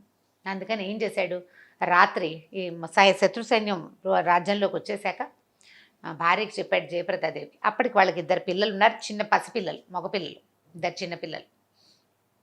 మన పరిస్థితులు బాగుండలేదు, ఇక్కడే ఉంటే ఇంకా అవమానపడకుండా నువ్వు నేను సెపరేట్ అవ్వకుండా మనం పిల్లల్ని తీసుకుని వెళ్ళిపోదామా అని అడిగితే ఆవిడ, నువ్వు ఎక్కడికి వెళ్తే అక్కడికి వస్తాను, నువ్వు ఎక్కడ ఉంచితే అక్కడ ఉంటా, నీతో ఉండటమే నాకు కావాలని. ఇద్దరు ఏం చేశారు, మొత్తం ఈ రాజరికపు సామాన్లన్నీ వదిలిపెట్టేశారు. మట్టి కొట్టుకుపోయిన పాత చింకి పాతలు కట్టుకున్నారు. ఆ నిద్రపోతున్న చిన్నపిల్లలు కూడా ఈ మట్టి బట్టల్నే కట్టి చెరో సంకన ఆ పిల్లల్ని ఇద్దరిని వేసుకుని ఎవ్వరికీ చెప్పకుండా అర్ధరాత్రి నగరం వదిలిపెట్టి బయటికి వెళ్ళిపోయారు. రాజు బయటికి వెళ్ళిపోయాడు. నగరం శత్రురాజుల పరమైంది. అసలు వాడు ఎవరినైతే వీళ్ళు శత్రువులు వచ్చి పట్టుకోవాలో అసలు ఆయన లేనే లేడు. వెతికారు, దొరకల. రాజు లేడు, భార్య లేదు, సంతానం లేదు. మంత్రులు తిరుగుబాటు చేసి గొడవ చేసి వచ్చిన సైన్యాలను బయటికి తోసేశారు. రాజు కోసం వేచి ఉన్నారు వెతుక్కుంటూ, ఎక్కడికి వెళ్ళిపోయాడు రాజు అని. ఇలా అయిపోయింది. ఈ రోడ్డు మీద పడ్డారు వీళ్ళు, అడవిలోకి వెళ్ళిపోయారు. అట్లాగే పిల్లల్ని ఎత్తుకుని ఆ మట్టి బట్టలతోటి మురికి బట్టలతోటి నడుచుకుంటూ ఎక్కడికో వెళ్ళారు. వెళ్ళగా ఏదో ఒక అడవి, ఓ గ్రామము, ఓ చెరువు, అట్లా గ్రామాల వైపుకు వెళ్తుంటే ఒక చోట చెరువు దగ్గర ఏదో చెట్టు ఉంటే చెట్టు కింద భార్యని పిల్లల్ని పడుకోబెట్టాడు. తను కూడా చెట్టు కానుకొని కూర్చుని ఉన్నాడు. ఆ దారిని పోతున్న వాళ్ళు, ఈయన ఎట్లాంటి వాడంటే మట్టి బట్టలు మురికి బట్టలు కట్టుకున్నాడు. పొడుగా ఆటివాడు, సమున్నతమైన ఆకారం కలిగినవాడు. ఏళ్ల తరబడి కిరీటము భుజకీర్తులు ధరించి ఉన్నవాడు. ఆ కిరీటం ధరిస్తే ఇక్కడ కొంత గుర్తుపడుతుంది. అది ఎంత శోభగా కనిపిస్తుందంటే కిరీటం లేకపోయినా ఉన్నట్టుగా కనపడుతుంది. భుజకీర్తులు భుజాల మీద ధరించేవి ఒక గుర్తులు అనమాట. ధనుర్బాణాలు ధరించటం ప్రత్యేకంగా ఈ వ్యక్తి ఈ పని చేస్తాడు అనేది కనపడేలాంటి పద్ధతి అయింది. పైగా ఈయన పుట్టుకతోటే సామ్రాట్ అయ్యే లక్షణాలతోటి పుట్టాడు. వీళ్ళ సాముద్రిక లక్షణాల ప్రకారము పొడుగు, ఆజానుబాహువులుగా ఉండటము, సూదంటు రాళ్లలాగా ఉండే చూపు, ఆ కంటితో చూస్తే వాళ్ళకేసే చూడాలనిపిస్తుంది అన్నమాట. మనకు ఒక ప్రత్యేకమైన ముఖవర్చస్సు అయింది. ఈయన మురికి బట్టలు కట్టుకున్న చూడు, రత్నాన్ని మసిపాతలో దాచిపెడితే మాత్రం లోపల నుంచి సూర్యకాంతి పడగానే వెలుగుతూ ఉంటుంది. అది ఈ వెలుగ్గా ఉన్న ఈ భార్యాభర్తల ముఖాలు చూసేసరికల్లా ఆవిడేమో యజ్ఞం వల్ల పుట్టింది భార్య, ఒట్టి రాజకుమార్తె కావడదు, ఆవిడ ఒక యజ్ఞప్రసాదం వల్ల జన్మించిన స్త్రీ, ఆవిడ పద్మిని జాతి స్త్రీ. ఈయనేమో సార్వభౌమ లక్షణాలు ఉన్నవాడు. ఈ దారే పోతున్న కూలీలు కొంతమంది చూసి, అయ్యా ఎవరు మీరు ఏమిటంటే, ఏం చెప్పాడంటే, నేను పురూర చక్రవర్తి దగ్గర లేఖకుడుగా పనిచేసేవాడిని. రాజు రాజ్యభ్రష్టుడైపోయాడు, శత్రుసేనలు రాజ్యాన్ని నిర్దేశించినాయి, మాకేమీ అవకాశం లేక నేను నా భార్య పిల్లలు వచ్చేసామంటే ఏమన్నారు, అయ్యా మాతో ఉండండి, ఈ అడవిలో ఉండద్దు, మాతో పాటు ఉందరు కానీ ఒక ఇల్లు ఇస్తాము, మేమే పని చేసుకుంటున్నామో అదే పని చేసుకోండి, మీరు కూడా మాతో పాటు ఉండండి అని చెప్పి ఈ భార్య పిల్లలతో సహా ఆ కూలీలంతా కలిసి మట్టి ఎత్తుకునే కూలీ పని వాళ్ళు తీసుకుపోయి తమ ఇళ్ల మధ్యలో ఒక చిన్న పాక వేసి ఇచ్చారు వీళ్ళకి. ఎక్కడైనా పనిచేసేటప్పుడు మాతో పాటు లేఖకుడికి, కూలి లెక్కలు రాసేవాడికి కూడా మాతో సమానంగా కూలిస్తేనే మేము చేస్తామని ఆ గుంపు అంతా చెప్పేవాళ్ళు. వాళ్ళు ఒక 100 మంది 50 మంది, ఈ 50 మంది గుంపుతోటి ఈ లేఖకుడు కూడా జీతం ఇచ్చేవాడు. ఈయన అందరి లెక్కలు రాసేవాడు, ఎవరెవరు వచ్చారు, ఎంత కూలి ముట్టింది, ఏ పని చేశారు, ఎంత పని జరిగింది, ఆ లెక్కలు రాయడానికి ఒక గుమాస్తా పనిలాగా ఈయన వాళ్ళతో పాటు ఉండిపోయాడు అక్కడే భార్య పిల్లలతోటి. అలాగే చేతొచ్చిన పని చేసుకుంటూ మెల్లిగా హాయిగానే ఉన్నారు. ఒకచోటే ఉన్నారు కదా, కష్టంలో ఉన్న భార్య పిల్లలు పక్కనే ఉండేసరికి బెంగలేదు, రాజ్యం పోతే పోయింది, ఎప్పటికో వస్తుంది. అయితే వీళ్ళు ఏ పల్లెటూరులో వీళ్ళు చేరారో ఆ పక్కన ఒక చిన్న పట్టణం లాంటిది ఉంది. అక్కడ నవకోటి నారాయణ అనే ఒక రాజుగారు, ఒక జమీందారు ఉన్నాడు. ఈయన ఏంటంటే 9 కోట్ల రూపాయలు సంపాదించట నారాయణ అని ఆయన నవకోటి నారాయణ అనేవారు. ఆయన ఏదో పెద్ద బిల్డింగ్ కట్టే పని మొదలు పెట్టుకున్నాడు. ఆయనకి ఏంటంటే ఏదో ఇబ్బందిగా ఉండేది, ఎప్పుడు పీడకలు వచ్చేవి, ఏవో భయంగా ఉండేది. అయితే ఆయన జాతకం వాళ్ళని వెళ్ళి పిలిపించి అడిగితే వాళ్ళు ఏం చెప్పారంటే, మీరు ఈ డబ్బు సంపాదించేసరికల్లా డబ్బు వెనకాల ఎందరిదో కష్టము, నొప్పి, బాధ ఉంటుంది. ఎవడెవడు బాధపడుతూ ఆ డబ్బు మనకి ఇచ్చాడో తెలీదు. వాళ్ళందరి ఘోష మనకు ఉసురు తగిలింది అంటుంటాం చూడు మనం. ఈ ఘోష వల్ల ఇట్లాంటి ఇబ్బంది ఉంది, మీరు దాన ధర్మాదాలు చేయండి, దేవాలయాలు నిర్మించండి, ఆరామాలు నిర్మించండి అంటే ఈయన ఒక పెద్ద ఆరామ భవనం నిర్మించడానికి మొదలు పెట్టుకుంటే సరే పని చేయడానికి కూలీలు కావద్దు. ఆ కూలీలకి ఏ కూలీల గుంపులో అయితే పురూరవ చక్రవర్తి జయప్రదాదేవి చేరారో ఆ గుంపుకి కబురు చేశాడు. వాళ్ళు ఏమన్నారంటే, మేము ఇంతమంది ఉన్నాం, సమూహం మేమంతా వస్తాం, పెద్ద గుంపు వాళ్ళది, మాతో పాటు ఒక లేఖకుడు ఒక ఆయన ఉన్నాడు, మాకిచ్చిన కూలీయే లేఖకుడు కూడా ఇవ్వాలి, మరి అట్లా ఇస్తామంటే వస్తామని అనేసరికి సరే ఒప్పుకున్నాడు. అంతా పోయారు అక్కడ పనికి. వీళ్ళంతా పనిచేస్తే సాయంకాలం ఏ రోజు కూలి ఆ రోజు తెచ్చుకునేవాడు. అయితే ఇప్పుడు ఈయన అడవిలో ఎక్కడ నుంచి రాజ్యం నుంచి బయటపడ్డాడు. అడవిలో భార్య పిల్లలు హాయిగా పొద్దున్న రోజు పొద్దుటిపూట అంత ముద్ద అన్నం వండుకుంటున్నారు, తింటున్నారు, మొగుడు పెళ్ళం పక్కపక్కనే ఉన్నారు, పిల్లల్ని ఆడించుకుంటున్నారు, హాయిగా ఉన్నట్టే కదా. శనీశ్వరుడికి నచ్చలేదు ఇది, వీళ్ళు కొత్త ఇబ్బంది. హాయిగానే ఉన్నారు వీళ్ళు, సుఖంగానే ఉన్నారు, కొత్త ఇబ్బంది, వీళ్ళు తట్టుకోలేని ఇబ్బంది కలిగించాలి. రాజ్యం పోగొట్టడం అనేది ఒక తట్టుకోలేని ఇబ్బంది. రెండో తట్టుకోలేని ఇబ్బంది ఏమిటి, వీడికి పెళ్ళాం నుంచి సెపరేషన్ కావాలి ఈ రాజుకి. ఇది ఆలోచించాడు. ఆలోచించి ఆ నవకోటి నారాయణ బుద్ధిలోకి ప్రవేశించాడు. ప్రవేశిస్తే ఓ రోజు ఆ జరుగుతున్న ఆరామాన్ని పక్కన ఒక కట్టడం ఈయన కూడా కట్టించుకుని అక్కడే ఉన్నాడు. పైన నుంచి చూస్తుంటే కింద పనులు చేస్తున్న ఆడవాళ్ళు కనబడితే వాళ్ళల్లో మసిబొగ్గుల్లో వజ్రంలాగా మెరిసిపోతుంది జయప్రదాదేవి. ఎవర్రా ఏమిట్రా కనుక్కున్నాడు. ఈ లేఖకుడు లేఖ రాసేటువంటి ఆయన యొక్క భార్య అని. ఈ ఎలాగైనా ఈవిని పట్టుకోవాలి, ఆమెని అవైల్ చేయటం కోసం ప్రయత్నం చేయటం మొదలుపెట్టాడు. ఎట్లా, మామూలుగా ఆడవాళ్ళు ఎవరు పనిలోకి రారు, వాళ్ళు ఇళ్ళ దగ్గర ఉంటారు, గుడిసెలు వేసుకుని ఉన్నారు పక్కన, అంతా వచ్చేసారు ఇక్కడికి, చిన్న చిన్న పాకల్లాగా నిర్మిస్తే ఆ పాకల్లో ఉంటున్నారు. మగవాళ్ళు పనిలోకి వస్తారు, సాయంకాలం అయితే డబ్బులు పుచ్చుకొని వెళ్ళిపోతారు, ఆడవాళ్ళంతా దూరంగా ఉంటారు. ఈయన పైన నుంచున్నాడు కాబట్టి కింద కనపడింది. ఇప్పుడు వీళ్ళని తేవాలంటే ఏం చేశాడు, ఇవాళ నుంచి మీ కూలీలు మీ ఆవిళ్ళు వచ్చి తీసుకోవాలి, మగవాళ్ళకి కూలీ ఇవ్వకూడదని నియమం పెట్టుకున్నామన్నారు. సాయంకాలం అయ్యేసరికల్లా కూలీల భార్యలంతా వచ్చి వాళ్ళతో పాటు జయప్రదాదేవి కూడా వచ్చి డబ్బులు తీసుకెళ్ళేవాళ్ళు. ఒక 3-4 రోజులు జనాలంతా అలవాటు పడ్డారు. ఈ తబ్బిట్లా క్యాజువల్గా వెళ్ళి తెచ్చేసుకుంటున్నారు, బాగానే ఉందిగా. ఒక 5-6 రోజులు గడిచేసరికి ఇతను ఏం చేశాడంటే, ఒరే ఈసారి ఇవాళ లేఖకుడి భార్య వస్తుంది, మీ డబ్బులు దొరగారు నారాయణ గారి దగ్గర ఉన్నాయని చెప్పు, అక్కడికి పంపించు, అది లోపలికి వస్తుంది, లోపల రాగానే గదిలోకి తోసి తలిపేసేసి నేను చూసుకుంటాను ఆవిడ సంగతి అన్నాడు. సరే ఏమైంది, ఈవిడ కాస్త వచ్చింది. వచ్చేసరికి అందరికీ డబ్బులు ఇస్తున్నారు. అమ్మ మీకు ఇవ్వాల్సిన డబ్బులు మా అయ్యగారు కొంచెం ఏదో ఎక్కువ వేసి ఇవ్వదలుచుకున్నట్టు లేఖకుడికి అయ్యగారి దగ్గరికి వెళ్ళమంటే రోజు ఆ ఇంట్లోకి వస్తుంది కదా ఆవిడ. అలాగే ఏముంది, ఇక్కడ దాకా అలవాటైంది, మొదటి ఇక్కడ కొత్తగా ఉంది, తర్వాత ఏముంది లేని లోపలికి వెళ్ళింది. వెళ్ళేసరికల్లా ఆ వెంబడి పెట్టుకు తీసుకెళ్తున్నవాడు ఆవిడ ఆ గది గుమ్మం దగ్గరికి రాగానే వెంటనే ఆవిడ గదిలోకి ఒక తోపు దోసి వెనక నుంచి తలిపేసేసాడు. వేసేసరికల్లా అది పెద్ద అంతఃపురం, లోపల భాగం చాలా పెద్ద గది, ఒక పడక, దాని నిండా పువ్వులు, అక్కడి నుంచి ఏవో పాలు గీలు పళ్ళు గిళ్ళు అగరత్తులు పొగలు అవి వస్తున్నాయి.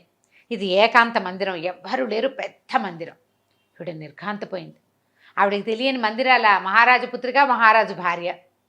ఇక్కడ ఏదో జరగబోతోందని తెలిసింది. తెలిసి ఇక అటు ఇటు దారి చూస్తే ఒకే తలుపు, ఆ లోపలికి వెళ్ళి ఇంకా తలుపులు లేవు, దానికి కిటికీలు కూడా లేవు. కిటికీలు పై ఎత్తునున్నాయి, చిన్న గవాక్షం, పెద్ద కిటికీగా లేదు, చిన్న ఏమంటారు మరి వెంటిలేటర్ లాంటిది ఉంది, అందులోంచి బయటికి వెళ్ళలేరు. ఆవిడ అటు ఇటు ఇటు అటు వెతికింది. తీరా చూస్తే ఒక పెద్ద పెట్టు ఉంది అక్కడ, పెట్టె తెరిచి పెట్టుంది. ఈవిడ అమ్మవారిని ప్రార్థించింది, నేను గనక ఈయన మా సోమదత్త మహారాజు యొక్క కూతుర్నయి యజ్ఞశేషంగా పుట్టిన దాన్ని అయితే, పురూరవ చక్రవర్తిని మనసావాచాకర్మణ భార్యగా ఆయన్ని ప్రేమించి ఆరాధించిన దాన్ని అయితే, నా భర్త అశేషమైన పుణ్యాన్ని సంపాదించిన వాడైతే, ఆయన ధర్మపరుడైతే, నేను లోపల దిగి దాక్కుంటున్న ఈ మందసం ఆయన ముట్టుకుంటే తప్పిస్తే తెరుచుకోకూడదు. ఎవరు భర్త? నా భర్త ముట్టుకుంటేనే ఇది తెరుచుకోవాలి. నేను ఎంతకాలమైనా సరే అన్నపానీయాలు లేకపోయినా, వస్త్రం లేదు, అన్నపానీయం లేదు, మంచినీళ్ళు కూడా లేవు, గాలి కూడా లేని ఈ మందసంలో నా భర్త వచ్చి తలుపు తెరిచేదాకా నేను జీవించి జలసత్వాలతో ఉండాలి ఇందులో, ఇది భగవంతుడి మీద ఆన అని చెప్పి ఆ పెట్టెలోకి దిగేసి లోపల నుంచి పెట్టె లాగేసేసుకుంది, మూతపడిపోయింది. ఆవిడ పెట్టెలో ఉండిపోయింది. ఈ నవకోటి నారాయణ వచ్చాడు లోపలికి, బయట తలుపు గడి తీసుకుని వచ్చాడు. ఏది తలుపు వెనకాల దాక్కుంది, దాని వెనకాల దాక్కుంది, దేని వెనకాల దాక్కోలేదు, ఎక్కడా లేదు, గవాక్షాలు ఏమీ లేవు, అని లేవు కదా, ఎక్కడ బయటకు వెళ్ళదు.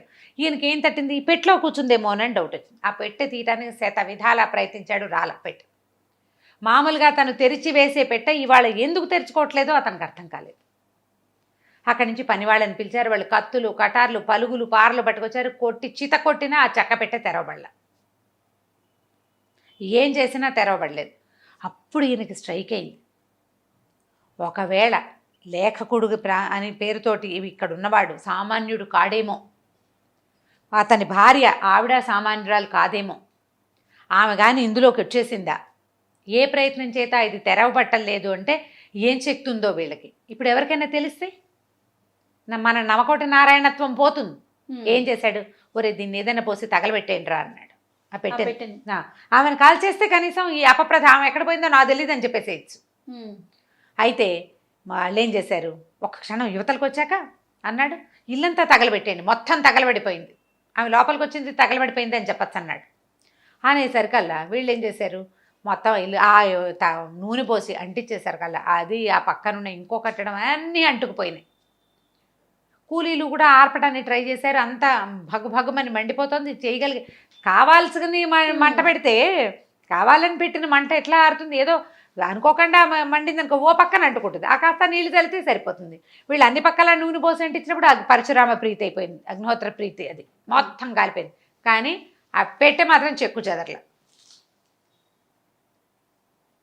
ఆమె ఎట్లాంటి ఇది పెట్టింది, ఒట్టు పెట్టింది. ఆవిడేమో యజ్ఞశేషంగా పుట్టింది, భర్త ఏమో చక్రవర్తి, ఆయన ధర్మాత్ముడు, నీతిపరుడు, దైవానికే ప్రబలమైన శక్తి, బలమైనది దైవమేనని మనసావాచ నమ్మినవాడు. దానికి తలొగ్గే కదా ఇట్లా రోడ్డు మీద ఉన్నాడు. ఇప్పుడు పళ్ళాం పిల్లలతో తగలబళ్ళ ఏమనుకున్నాడు, దీన్ని సముద్రంలో పారేద్దాం అనుకున్నాడు. ఈ లోపల ఈవిడ ఈ ఉన్న హడావిడిలో భార్య ఎక్కడికి వెళ్ళిందో ఆయన చూసుకోలే. కొద్దిగా ఒళ్ళు తెలిసి ఈ హడావిడంతా సర్దుమింటిది, జయప్రదేది లేదు. ఆవిడ భవనంలోకి వెళ్ళింది. ఆ భవనం మంటల్లో భార్య కాలిపోయింది అనుకున్నాడు ఆయన. అందరూ అదే అన్నారు. ఆమె లోపలికి వెళ్ళింది, కొంతమంది కూలీలు కూడా తగలబడిపోయారు. ఆవిడ కూడా అలాగే అయిపోయింది అనుకున్నారు. వీడు ఈ పెట్టెని సముద్రంలో పారేద్దామని మేఘాల మీద ప్రయాణం పెట్టేసుకున్నాడు. సముద్రం వీళ్ళకి దగ్గరలో ఏం లేదు. ఈ పెట్టెని మోయించుకుని తీసుకెళ్ళాలి. నేను ఈ ఇల్లు కాలిపోయింది, నా మనసంతా చెదిరిపోయింది, నేను ద్వీపాంతరవాసానికి వెళ్తున్నాను అని చెప్పి కూలీలకు చెప్పాడు, మీ దారిని మీరు పని చేసుకోండి అని. చేసుకోమంటే ఇక మరి వీళ్ళ దారిని వీళ్ళు ఉంటారు. తన సామాన్లు ఇక్కడ తగలబడిపోయినా ఇంకా ఉన్నాయి ఇళ్ళు వాకిళ్ళు. ఆ సామాన్లతో పాటు ఈ మందసాన్ని కూడా మోయించుకుని తీసుకెళ్ళాడు. ఈ లోపల కూర్చున్న జయప్రదాదేవికి ఏమీ ఇబ్బంది లేదు, స్థిమితంగా కూర్చున్నది. వాళ్ళు కొడుతున్నది తెలుస్తూనే ఉంది, ఏమీ తెరవబడలా, కాలింది తెలుస్తూనే ఉంది. ఇది వెచ్చగా గోరువెచ్చగా కూడా వాళ్ళ పెట్టే అంత మంటల్లో కూడా. ఇప్పుడు ఈవిడికి తన సముద్రంలో పడేయడానికి తీసుకెళ్తున్నాడు అనే విషయం తెలిసిపోయి సముద్రం మీదకి ఎక్కించి దాని మీద అంటే నావ మీదకి ఎక్కించి సముద్రం మీద తోసే సమయానికి చెప్పింది నవకోటి నారాయణ, ఎందుకు వృధాగా ఈ ప్రయత్నం చేస్తావు, నా భర్త ముట్టుకుంటే కానీ ఇది తెరవబడదు, నువ్వు ఏ ప్రయత్నం చేసినా సరే ఈ పాపని నిన్ను విడిచిపెట్టదు, నువ్వు పగలగొట్టావు, కొట్టలేకపోయావు, కాల్చావు, తగలబెట్టలేకపోయావు, సముద్రంలోకి పడేసినా నీది నీ వెనకాలే ఉంటుంది, నీ చేసింది నిన్ను వదిలిపెట్టదు, ఈ వృధా ప్రయత్నం మానుకోమని చెప్పింది లోపల నుంచి.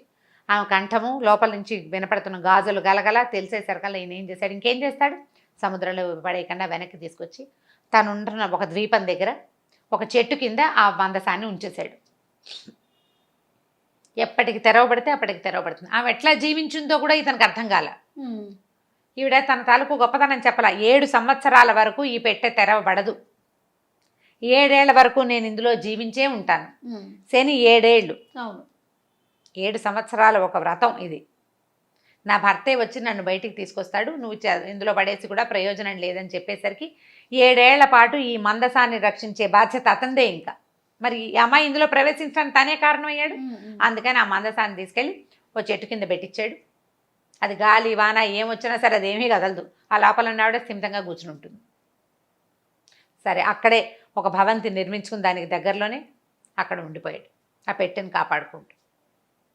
ఇక్కడ ఈయన భార్య లేదని తెలిసింది. సరే ఏం చేస్తాడు, పిల్లల్ని తీసుకుని ఇంకో చోటికి ప్రయాణం అయ్యాడు. ఆయన శనీశ్వరుడికి ఇష్టం లేదు ఈయన సంగతి చూడాలి, ఇంకా కష్టపెట్టాలి. ఆ అమ్మాయి వెళ్ళిపోయింది. ఇప్పుడు ఇతను పిల్లలతోటి ఉంటాడు, ఆ పిల్లల నుంచి సెపరేట్ చేయాలి. సరే ఏం చేశాడు, 2 పిల్లల్ని ఎత్తుకుని, పిల్లలిద్దరూ అమ్మ కోసం ఏడుస్తున్నారు, మరి చిన్న పిల్లలు కదా. సరే ఇంకేం చేస్తాడు, తల్లి కోసం బెంగపెట్టుకుని ఏడుస్తున్నారు. అక్కడే ఉంటే ఇంకా తల్లి గుర్తొచ్చి బాధపడతారు. అందుకని ఏమనుకున్నాడు, వేరే చోటకు వెళ్దామని ఒక నది దాటి ఇంకో వైపుకి వెళ్దాం అనుకున్నాడు. మంచి బ్రహ్మాండమైన వర్షం, ఆ వాన కొంచెం తగ్గింది, వర్షం ఏరు పొంగుతోంది. ఏం చేశాడు, ఓ పిల్లాన్ని ఎత్తుకుని అటు దాటించాలి. 2 పిల్లల్ని ఎత్తుకుని దాటించలేదు, ఒకేసారి ఎట్లా వెళ్తాడు. అందుకని ఏం చేశాడు, ఓ చెట్టుకేసి ఒక పిల్లాన్ని కట్టేశాడు. కట్టేసి నాయన ఇక్కడే కూర్చో, అన్నయ్యని అక్కడ దింపొస్తానని చెప్పి ఈ పిల్లాన్ని ఇక్కడ పెట్టి ఓ పిల్లాన్ని ఎత్తుకుని తీసుకుపోయాడు. తీసుకెళ్ళి వాడిని అవతల వైపు కట్టేశాడు చెట్టుకి. వాడిని మరి తీసుకెళ్ళి అక్కడ మరి పిల్లాడైతే అటు ఇటు వెళ్ళిపోతాడు. పిల్లాడు 4 అడుగులేసి అటు ఇటు వెళ్ళిపోతే ప్రమాదం కదా. మళ్ళీ వెనక్కి వచ్చి చిన్న పిల్లాడిని తీసుకెళ్దాం అనుకున్నాడు. వెనక్కి రావడానికి నదిలోకి దిగగానే ఈ శనీశ్వరుడు నదికి ఉధృతి పెంచేశాడు. పిల్లలిద్దరూ ఒకే నదికి చెరో గట్టున చెరో చెట్టుకి కట్టబడి ఉండగా తండ్రి నీళ్లలో కొట్టుకుపోయాడు. అయ్యో, పిల్లలు ఉండిపోయేసరికల్లా సరే ఇంకేం చేస్తారు, ఇక చేయగలిగేది ఏమిటి, కొట్టుకుపోయి ఎక్కడో ఒక చోటకి చేరాడు. తీరా చూస్తే అక్కడ గొర్రెల కాపర్లు కొంతమంది ఉన్నారు. వాళ్ళు ఎవరో కొట్టుకొస్తున్నారు నీళ్లలో. వాళ్ళ గొర్రె అనిపించింది, ఎవరి గొర్రె పడిపోయింది అన్నమాట. తర్వాత తెలిసింది గొర్రె కాదు, వీడెవడో మనిషి.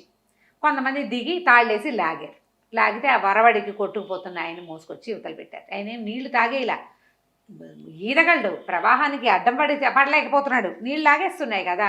నాయన ఎవరు నువ్వు, ఏమిటి నాయన అని అడిగాడు. అడిగితే ఏం చెప్పాలి? సరే ఏమన్నాడు, నేను పురూరవ చక్రవర్తి పరివారంలో గొర్రెలు కాసేవాడిని, నా పేరు ఆనందకోనుడు. ఈ గొర్రెలు కాస్తూ ఇది చెరువుగా ఈ నదీ తీరానికి వస్తే గొర్రెలు ఎటో పోయినాయి, నేను నదిలో పడిపోయాను అన్నాడు. అనేసరికల్లా వాళ్ళు ఏం చేశారు, అయ్యో ఎంత కష్టం వచ్చింది, మనిషి ఎంత బాగున్నాడు, చక్కగా లక్షణంగా ఉన్నాడు, నాయన మాతో పాటు ఉండు, మేమందరం గొర్రెలు కాసేవాళ్ళమే, 4 గొర్రెలు ఇస్తాం, గొర్రెలు మేపుకుందు కానీ రా మాతో పాటు రా అని వాళ్ళు ఏం చేశారు, ఈయనకి కట్టుకోవడానికి పొడి బట్టలు ఇచ్చి 2 కంబళ్ళు ఇచ్చి చలి మరి వారిని నీళ్ళల్లో కొట్టుకొచ్చేవాడి పరిస్థితి ఎట్లా ఉంటుంది, ఓ చిన్న గుడిసె ఒకటి ఏర్పరిచి ఇక్కడ ఉండు నాయన మాతో పాటు అంటే ఆ చచ్చిపోయిన భార్య తప్పిపోయిన పిల్లల గురించి ఏడ్చుకుంటూనే నోరు మూసుకొని వీళ్ళతో పాటు ఉండిపోయాడు. ఈ చెరుకు నదికి అటు ఇటు పిల్లలు ఉన్నారా, ఒక గొల్లెత ఆ వైపుకి వచ్చి ఈ పిల్లాన్ని చూసింది. ఎవరండి? గొల్లెత అంటే ఒక గొల్ల స్త్రీ వచ్చి చూసింది. చూసేసరికల్లా పిల్లాడు ఎంతో బాగున్నాడు, ఎంత పండులా ఉన్నాడు, ఎవరు కట్టేశారంటే మా నాన్న కట్టేశాడు. నాన్నే తెలుసు, అంతకంటే వాడికి ఏం తెలియదు, పేర్లు గీర్లు తెలియవు వాడికి. సరే పిల్లాన్ని ఓడదీసి ఎత్తుకున్నాక ఏమైంది, 2వ గట్టుకి వెళ్దామని ఒక చిన్న డింగీ తెచ్చుకుంది. ఆ డింగీలో ఈ పిల్లాన్ని పెట్టుకుని ఈ నది దాటించబోయింది. నది దాటించేసరికల్లా అక్కడ చెట్టు కట్టేస్తున్నాడు 2వ. మా అన్నయ్య ఉన్నాడు అన్నాడు వీడు. అయ్యో 2 పిల్లల్ని చెట్టు కట్టేశారు, ఇదేమిటోనండి ఆ 2వ పిల్లాన్ని కూడా ఓడదీసింది. పోనీలే, ఇద్దరు ఒక దగ్గరే ఉన్నారు. అన్నదమ్ములు ఇద్దరిని ఆవిడ కాస్త చంక పెట్టుకుని వెతికింది, ఎవరు కనపడలేదు.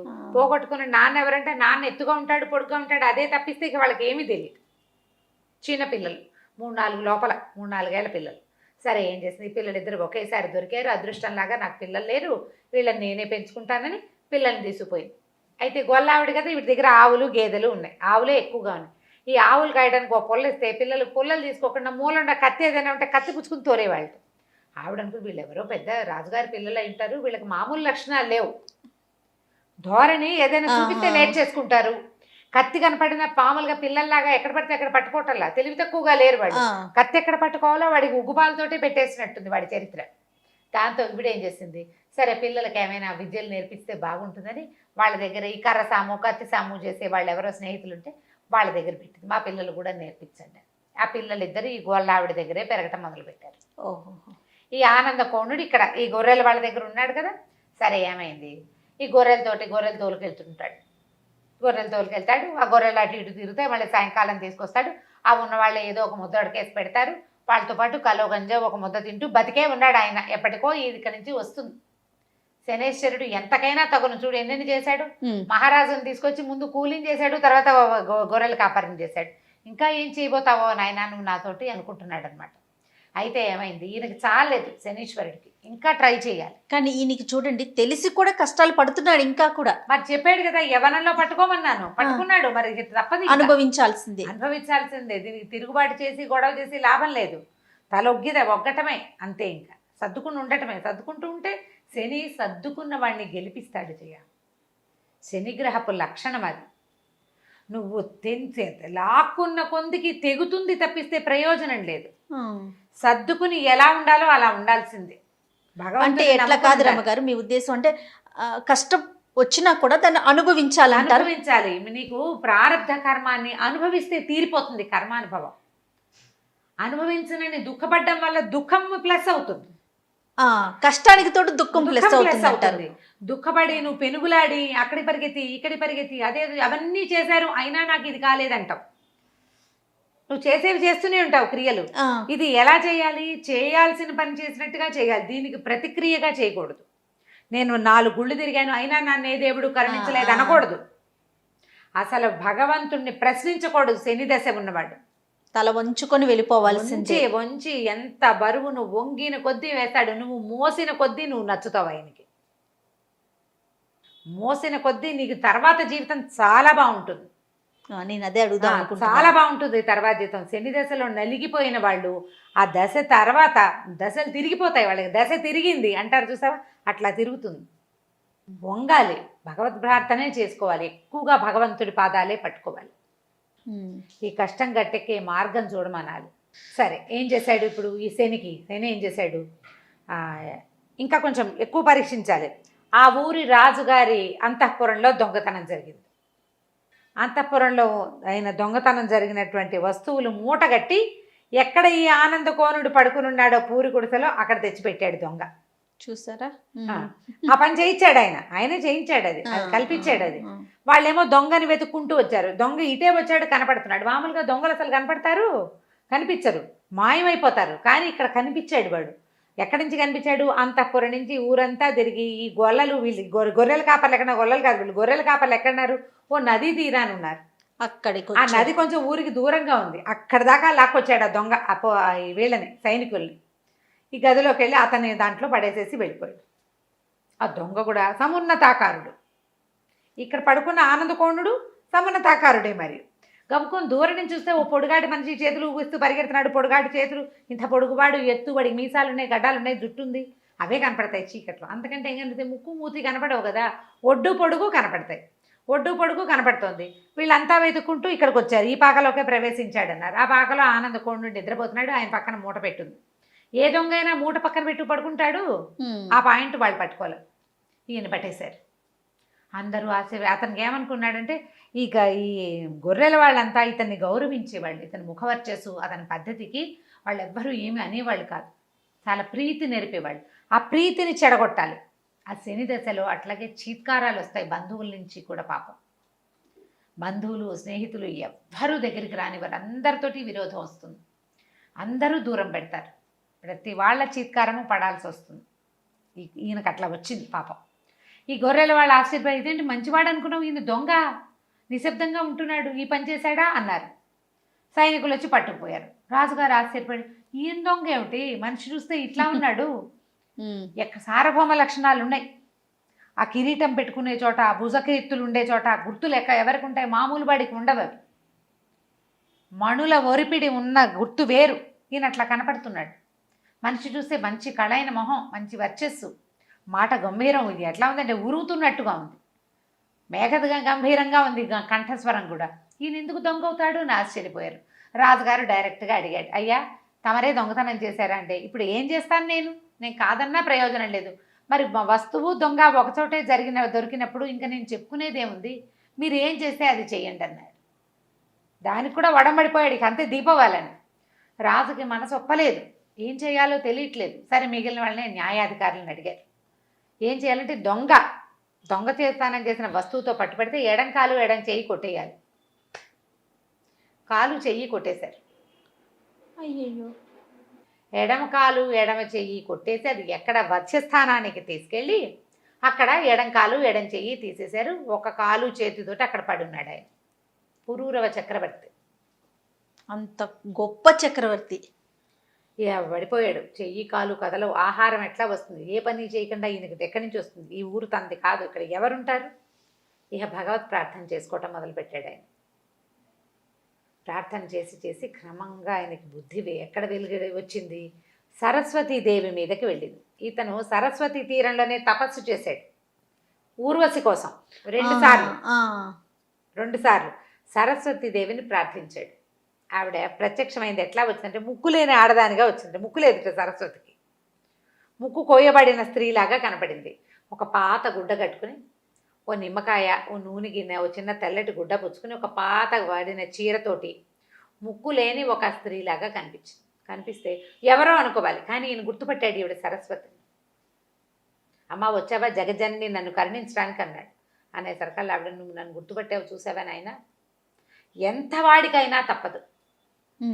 నాకైనా నా కర్మానుభవం వల్ల, నేను చేయకూడని కొన్ని పనులు చేయటం వల్ల ప్రతివాడికి నన్ను దానం ఇస్తారు. ఏం చేస్తారు, ఒక కవి రాసేస్తాడు కవిత్వం, రాసేసి ఎవడికో ఈ కృతికర్త ఈ కృతిని ఈ కావ్యకని నేను ఎవడికో దానం ఇస్తాను. ఆ దౌర్భాగ్యుడి హస్తస్పర్శ వల్ల నా ముక్కు ఊడిపోయిందిరా నాయన, ఈ ముక్కుడిగా నీకు కనపడ్డా, నువ్వు గుర్తుపట్టావు, నీ తాలూకు భాగ్యవశమే ఇది,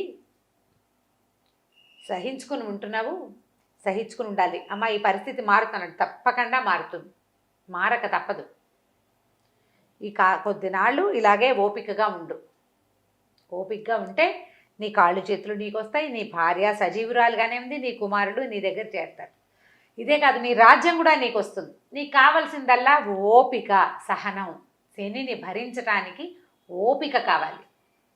సరే, ఆవిడ ఏం చేసింది, అమృత ఆహారం తీసుకొచ్చి ఈయనకి ఆహారం, ఆయన నూనెను నిమ్మకాయ తెచ్చింది కదా, ఈయన గాయాలు 2 చెయ్యి కాళ్ళు లేవుగా, ఆ 2 చోట్ల కాస్త నూనె రాసి కట్టుకట్టి అక్కడి నుంచి ఈయనకి ఆహారం తెచ్చిపెట్టింది.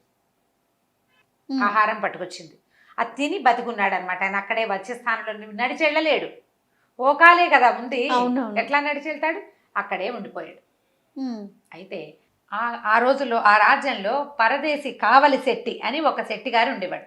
పరదేశి కావలి ఆయన పేరు.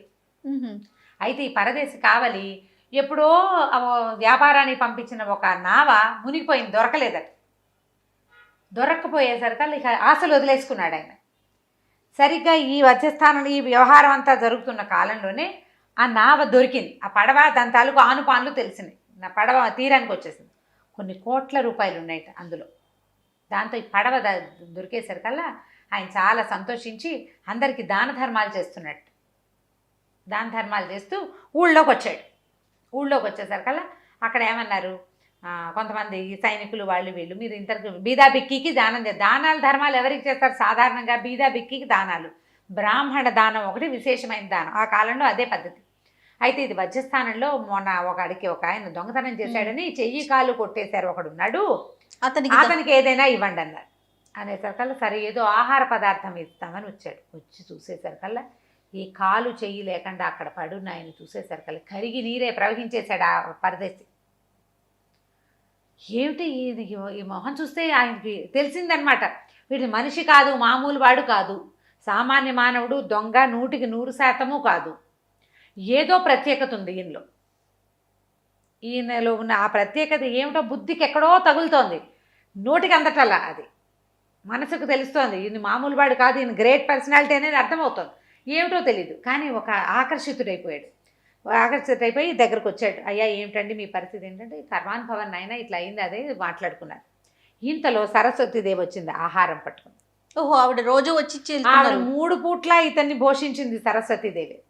ప్రతిరోజు ఇలా ముక్కిడిగానే వచ్చేది, ఆ ముక్కు లేని స్త్రీగానే వచ్చేది ఆవిడ. 3 రోజులు 3 పూటల అమృతాహారం తెచ్చిచ్చింది అతనికి. మరి ఆయన చేసుకున్న తపస్సు, సరస్వతి తీరంలో చేసిన తపస్సు ఇట్లా ఫలించింది చూడండి. అదే మరి అతని ఫలితం ఏదో ఒకటి లభించాలి కదా. అందుకని ఎప్పుడు చేసిన పూజ అయినా మనకు అవసరమైన కాలంలో ఏదో రకంగా ఫలిస్తుంది. అదేగా ఎప్పుడు చెప్పుకుంటాం మనం. ఇక ఈ పరదేశి కావాలి ఈవిని గుర్తుపట్టాడు. ఈవిడ మనిషి కాదనిపిస్తోంది అతనికి. మామూలుగా మనకి దేవతలకి చుట్టూతా ఆరా ఉంటుంది, ఒక కాంతి వలయం ఉంటుంది. ఈ మురికిగా ముక్కు లేకుండా వికృత రూపంలో కనపడుతున్న స్త్రీ చుట్టూతా ఉన్న ఒక కాంతి వలయం అతని బుద్ధికి తగిలింది. మరి రాజును ఎట్లా గుర్తుపట్టాడు? వజ్రస్థానాన్ని తీసుకెళ్ళి ఎవరో కొంతమంది చెయ్యి కాలు కొట్టేశారు. కొట్టేసిన వాడికి వీడు పెద్ద గొప్పవాడేమోనని అనిపించలే, వాళ్ళకి తెలియలా. ఇతను తెలిసింది, ఒక్కొక్కటి తెలుసుకోగలుగుతాడు. ఇతను ఆశ్చర్యపోయి, అయ్యా ఈవిడ ఎవరు? అమ్మవారి స్వరూపంలాగా కనపడుతోంది నాకు, ఏదో కాంతి ఉంది ఈమెలో, ఒక ప్రత్యేకమైన దైవికమైన అంశని గుర్తుపట్టాడు అతను. పదే అడిగాడు. అడిగేసరికల్లా ఆవిడ తన స్వరూపంతో కనపడింది, నిజ స్వరూపం. పరమానంద భరితుడైపోయాడు. పరమానంద భరితుడైపోయి, అమ్మ ఈయన కోసం తెచ్చిన ఆహారం నాకు కూడా పెట్టవా అని అడిగాడు. ఆయనకు అన్నం పెట్టి ఈయన కూడా ఒక ముద్ద పెట్టింది. ఆ సరస్వతీదేవి పెట్టిన ఆ ముద్ద తిని ఆ పరదేశి కావాలి రోజు వచ్చి వజ్రస్థానంలోనే కూర్చునేవాడు ఈయన కోసం. ఆయనతో కబుర్లు చెప్పడానికి, ఆయన దేఖభాల్ చేయడానికి అనమాట, బాగా చూసుకోవడం కోసం ప్రతిరోజు వచ్చేసేవాడు. కొంతకాలం తర్వాత ఈయనకి బాగా గాయాలన్నీ మానిపోయిన తర్వాత ఏమన్నాడు, మా ఇంటికి వెళ్ళిపోదాం అని చెప్పి బంగారు పల్లకి తెప్పించి ఈయన అందులో కూర్చోబెడితే నీ పురూరవణ్ణి తీసుకుపోయాడు ఇంటికి. తీసుకెళ్ళిపోయి తన ఇంట్లోనే ఉంచుకోవటం మొదలుపెట్టాడు. సరే, ఈయనకి ఒక చెయ్యి లేదు, ఒక చెయ్యి ఇక్కడ దాకా లేదు కదా, మొండి చెయ్యి ముందు భాగం లేదు, పట్టుకునేది అవకాశం లేదు, కానీ కొద్దిగా ఉంది. ఈయన ఏం చేసేవాడు, ఇక్కడ కూర్చుని రోజు ఏముంది ఇప్పుడు వీళ్ళ ఇంట్లో ఉంటున్నాడు, పరదేశ్ కావాలి చాలా పెద్ద బిల్డింగ్, పెద్ద తోట, హాయిగా సంగీత సాధనాలు అన్నీ ఉండేవి, పుస్తకాలు అవి చదివి వినిపించడానికి మనుషులు. ఆయన బాగా కోటీశ్వరుడు కదా, ఈయన సంగీతం పాడతాడు బ్రహ్మాండంగా. సరే వీణలు అవి ఇవి సాధనాలు ఉన్నాయి. ఉంటే ఈయన ఏం చేసేవాడు, వీణ వాయించుకుంటూ ఉండేవాడు. ఒక చెయ్యి ఖాళీగా ఉంది, ఎడం చెయ్యి కదా నరికేశారు, కుడి చేయి బాగానే ఉంది కదా, ఈ కుడి చేత్తో వీణ పెట్టేవాడు, ఈ మొండి చేత్తోటి ఆ తీగలు సవరించుకునేవాడు. అయితే ఈ రాజుగారికి ఒక కూతురు ఉంది, పుష్పాంజలి అని. ఓహో. ఆ పిల్ల మహా గొప్పగా సంగీతం పాడుతుంది, మామూలు వీణ కాదు, బ్రహ్మాండంగా వాయిస్తుంది, చాలా బాగా పాడుతుంది. ఆ అమ్మాయికి ఏమిటంటే తనని సంగీతంలో జయించేవాడిని పెళ్లి చేసుకోవాలని కోరిక. అయితే ఒకరోజు వ్యాహ్యాళికని ఒక ఉద్యానవనంలోకి వచ్చి వీణ తెప్పించుకుని అక్కడ పాట పాడుతుంటే అదే సమయానికి ఈ పరదేశి కావలి గారి తోటలోంచి వినపడుతున్న సంగీతం విన్నది. అదేం సంగీతం, అదేం వీణ, అదేం కంఠం. ఆయన పాట కూడా పాడుకునేవాడు. మరి తోచాలుగా ఆ పాట మీద మనసు పారేసుకుంది. ఎవరు ఏమిటి కనుక్కోమంది. పరదేశి కావలి గారి తోటలోంచి వినపడుతోంది, ఎవరో కనుక్కురమ్మని పంపించింది చెలికత్తల్ని. వాళ్ళు పోయి కనుక్కుంటే అక్కడ ఏముంది, ఒక ఆయన చెయ్యి కాలు లేవు, ఆయన ఉన్నాడు, ఆయన బ్రహ్మాండంగా పాట పాడతాడు. ఈ అమ్మాయి ఆయన పాట బాగుంది, అసలు ఆ గొంతుకి వివసురాలైపోయి అతన్నే పెళ్లి చేసుకోవాలని పుట్టింది ఈ అమ్మాయికి. ఓహో. ఎవరు నన్ను గెలుస్తారో వాళ్ళని పెళ్లి చేసుకుందామని కదా ప్రతిజ్ఞ. ఈయన పాటే నన్ను గెలిచిన పాట, నన్ను కైవసం చేసుకున్న పాట ఆయనది, కాబట్టి నేను ఆయన్నే పెళ్లి చేసుకోవాలి. ఎలా పెళ్లి చేసుకుంటారు, ఆయన దొంగ, రాజశిక్ష పడినవాడు, రాజదండన తీసుకున్నవాడు, ఓ కాలు చెయ్యి లేదు. రాజకుమార్తెను పెళ్లి చేసుకుంటే రాజు అవ్వాలి, అంతేగా. ఈ ఎవరో ఎక్కడి నుంచో కొట్టుకొచ్చినవాడు. ఈ లోపల ఏమైంది, ఈ అమ్మాయి వివాహం కోసం ఆలోచిస్తోందని తెలిసేసరికి నాన్న ఏం చేశాడు, వాళ్ళకి వీళ్ళకి కబురు చేసి స్వయంవరం ప్రకటించాడు. ఈ అమ్మాయి నిర్ఘాంతపడ్డ, అయ్యో నేను ఆ తోటలో ఉన్న కాలు చేయలేని ఆయనకి మనసు ఇచ్చాను, ఇప్పుడు ఎట్లా పెళ్లి చేసుకుంటాను. ఇక భగవత్ ప్రార్థన చేయటం మొదలుపెట్టింది. అయితే ఈ చెలికత్తలు చెప్పారు, అమ్మ నీకు ఏది రాసుందో అది జరుగుతుంది కదా, ఒకవేళ నీకు ఇట్లా అవిటివాడితోటే పెళ్ళుంటే ఆయనే వస్తాడు, అవిటివాడితో పెళ్ళి అని నీ మొహాన ఉండాలి. ఎందుకంటే భగవంతుడు విధి రాసిన రాతని ఎవ్వరూ తప్పించలేరు అని ఒక చిన్న పిట్ట కథ చెప్పింది. పిట్ట కథను పక్కకు పెట్టి మెయిన్ కథ ముందు చెప్పుకుని అప్పుడు పిట్ట కథలోకి వద్దాం. ఈ మన పురూరవుడు చేయి కాలు తెగి అక్కడ ఉన్నాడు కదా, ఈయనకి పరదేశి కావలి కనిపించినప్పుడు ఉపమహర్షి అని ఒక మహర్షి ఈయన దగ్గరకు వచ్చాడు. ఆయన ఉన్న వధ్యస్థానానికి వచ్చాడు. వచ్చి ఆయన చూసి ఆయనతోటి మాట్లాడాడు. సరస్వతీదేవిని కూడా దర్శనం చేసుకున్నాడు. అయ్యా నువ్వు మహత్తరమైన దైవబలం ఉంది నీకు, ఈ సమస్య కొంతకాలంలో తీరిపోతుంది, నీ సంతానం ఉన్నారో నీ భార్య ఎక్కడుందో వాళ్ళని కూడా నువ్వు అనతి కాలంలోనే కలుసుకుంటావు, ఏ ఓపికతో ఇంతకాలం గడిపావు అదే ఓపికతోటి ఈ కాలాన్ని కూడా గడపమని చెప్పాడు. చెప్పిన ఈ ఉపమహర్షి ఆయన అలా నదులు సముద్రాలు చెరువులు అని దాటుకుంటూ అట్లా తిరుగుతూ ఉంటారు కదా మహర్షులు, భూసంచారం చేస్తూ ఎక్కడైతే ఈ గొల్లెతకి దొరికారే ఇద్దరు మగపిల్లలు ఆ ప్రాంతానికి వెళ్ళాడు. వెళ్ళి అక్కడ ఈ ఆటలాడుతున్న కర్రసాము చేస్తున్న పిల్లల్ని చూశాడు. ఆయన చూసేసరికి ఈ గొల్లెత ఏం చేసింది, ఆవిడ ఈయన దగ్గరకు వచ్చి, అయ్యా మీరు మహానుభావులాగా ఉన్నారు, నాకు ఇద్దరు పిల్లలు దొరికారు, మగబిడ్డలు, ఒక చెరువుకి ఒక నదికి అవతల ఒడ్డున ఒక పిల్లాడు యువతల ఒడ్డున ఒక పిల్లాడు కట్టబడి ఉన్న పిల్లల్ని తీసుకొచ్చి పెంచుకున్నాను, నా దగ్గర శక్తియుక్తులకి వంచన లేకుండా పనిచేస్తా, పిల్లలకి వీరోచితమైన విద్యలు నేర్పించండి అని అడిగింది. అప్పుడు ఆయన ఏం చెప్పాడంటే, అమ్మ ఈ పిల్లలు సామాన్యమైన వాళ్ళు కాదు, వీళ్ళు సామ్రాట్టు యొక్క సంతానం, భవిష్యత్తు రాజులు కాగలిగే వాళ్ళు, తప్పకుండా వీళ్ళకి ఉపనయనాది ఇవి చేయాలి, జాతకర్మలు అవి సరిగ్గా జరగాలి, ముందు పేర్లు అవి తండ్రులు పెట్టుకున్నారు తల్లిదండ్రి, ఇప్పుడు చేయవలసిన క్రియలు సరిగ్గా చేసి విద్యాభ్యాసం సరిగ్గా చేయించాలి అని చెప్పాడు. చెప్తే ఏం చేసింది, ఆ వల్ల ఆవిడ తన సంపాదన అంతా ఊడ్చి పట్టుకొచ్చి ఈయన చేతిలో పెట్టింది. ఆయన చక్కటి యజ్ఞం చేసి పిల్లలిద్దరికీ ఉపనయనం చేశాడు. చేసిన తర్వాత వాళ్ళకి విద్యాభ్యాసం మొదలుపెట్టి ఎన్ని రకాలో విద్యలు నేర్పించాడు పిల్లలకి. నేర్పించి పిల్లలకి చక్రవర్తుల గురించి చెప్పాడు. ఒకసారి సిభి దదీచి ఇట్లా చాలా గొప్ప గొప్ప చక్రవర్తులు ఉన్నారు, ఈ కాలంలో గొప్ప చక్రవర్తి పురూరవుడు. ఆ పురూరవుడు ఎంత గొప్పవాడంటే సేనేశ్వరుడు తనంతటా తను వచ్చి నిన్ను పట్టుకుంటానంటే యవనంలోనే పట్టుకుంటానని ఆయనకి ఒప్పుకున్నాడు.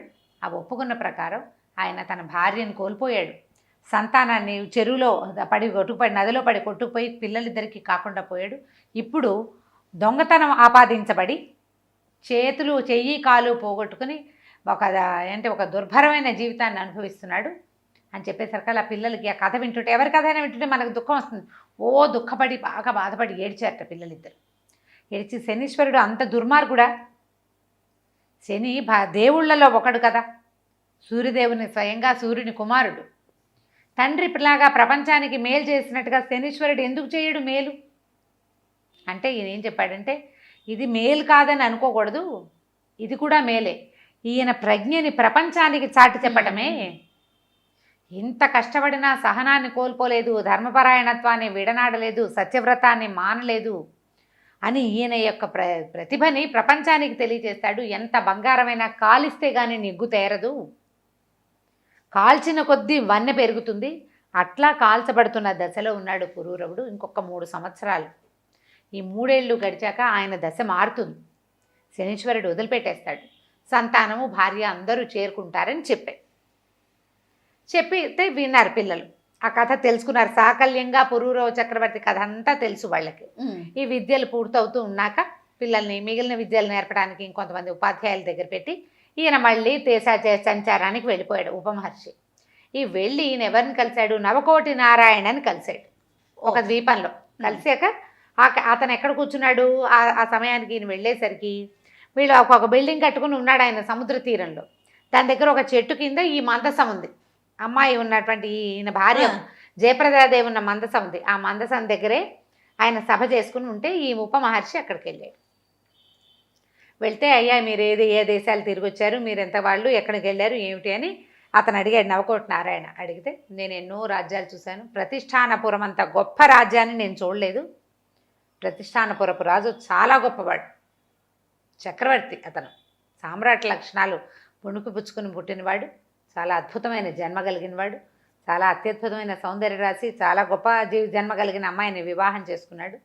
ఇప్పుడు ఇలాంటి కష్టాల్లో ఉన్నాడు అని ఈ కథ అంతా, అతను భార్యని ఎలా పోగొట్టుకున్నాడు, మంటల్లో కాలిపోయింది భార్య, నీళ్ళ దగ్గర తప్పిపోయాడు అతను, పిల్లల్ని అక్కడ వదిలిపెట్టేశాడు. ఆ పిల్లలు ఒక గొల్ల స్త్రీ దగ్గర పెరుగుతున్నారు. ఇప్పుడు చెయ్యి కాలు కొట్టబడి ఇట్లా దుర్భరమైన వేదనని అనుభవిస్తున్నారంటే అవంతా కూడా ఈ పెట్టెలో ఉంది కదా, ఈవిడ లోపల కూర్చున్న జయప్రదాదేవి ఇదంతా విని, అయ్యో నా భర్తకి ఎన్ని కష్టాలు వచ్చినాయి, ఎంత దుఃఖాన్ని అనుభవిస్తున్నాడని చాలా దుఃఖపడింది. కథ అంతా తెలుసుకుంది. తన పిల్లలు ఎక్కడున్నారో ఆవిడకి తెలిసింది, భర్త ఏ స్థితిలో ఉన్నాడో కూడా తెలిసిపోయింది. అప్పుడు ఈ నారాయణ ఈ తప్పిదంలో తనకి భాగం ఉంది, అతనే కదా మరి ఈవిడ్ని మందసంలోకి ఆవిడ ఎట్లా వెళ్ళిపోయింది, ఇతడి వల్లే వెళ్ళింది. అయితే అప్పుడు తన తెలుసుకున్నాడనమాట, శనీశ్వరుని యొక్క ప్రేరేపణ వల్లే నాకు అలాంటి బుద్ధి పుట్టింది. అంతకుముందు అతను స్త్రీలోలుడు కాదు, నవకోటి నారాయణ మంచివాడే.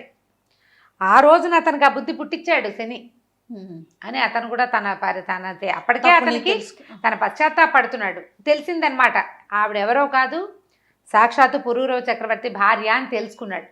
ఒక లేఖకుడుగా నా దగ్గర పనిచేసే చక్రవర్తి చేత పనిచేయించుకున్నానని చాలా బాధపడ్డాడు. ఇక తర్వాత ఈ పిట్ట కథ దగ్గరకు వద్దాం. ఇక్కడ ఇలా జరుగుతోంది. ఇక్కడ ఏమైంది, వీళ్ళు ఈ రాజుగారు ఏమో పుష్పాంజలి తండ్రి విశాల నగరం అది, ఆ నగరంలో ఏం చేశారు వాళ్ళు, స్వయంవరం చాటిచ్చారు. స్వయంవరానికి అందరూ వచ్చేసారు. రాజకుమార్తెకి స్వయంవరం అని మనం కూడా వెళ్ళి చూద్దామని ఈయనకి ఫ్రెండ్ ఉన్నాడు కదా పరదేశి కావలి, అతను ఏం చేశాడంటే ఈయనకి చెప్పాడు పురూరవ చక్రవర్తికి, అయ్యా రాజుగారు అమ్మాయికి స్వయంవరంట, మనం కూడా వెళ్ళి ప్రేక్షకుల్లో కూర్చొని చూడొచ్చు అని చెప్పి ఆయన బయలుదేరి తీసేశారు. సరే ఏం చేశారు, ఇద్దరు కలిసి ఆయనకి ఓ బంగారు పల్లకి పెట్టించి ఆయన తీసుకొచ్చాడు. ప్రేక్షకుల్లో ఓ పక్కన కూర్చుని ఉన్నారు వీళ్ళు.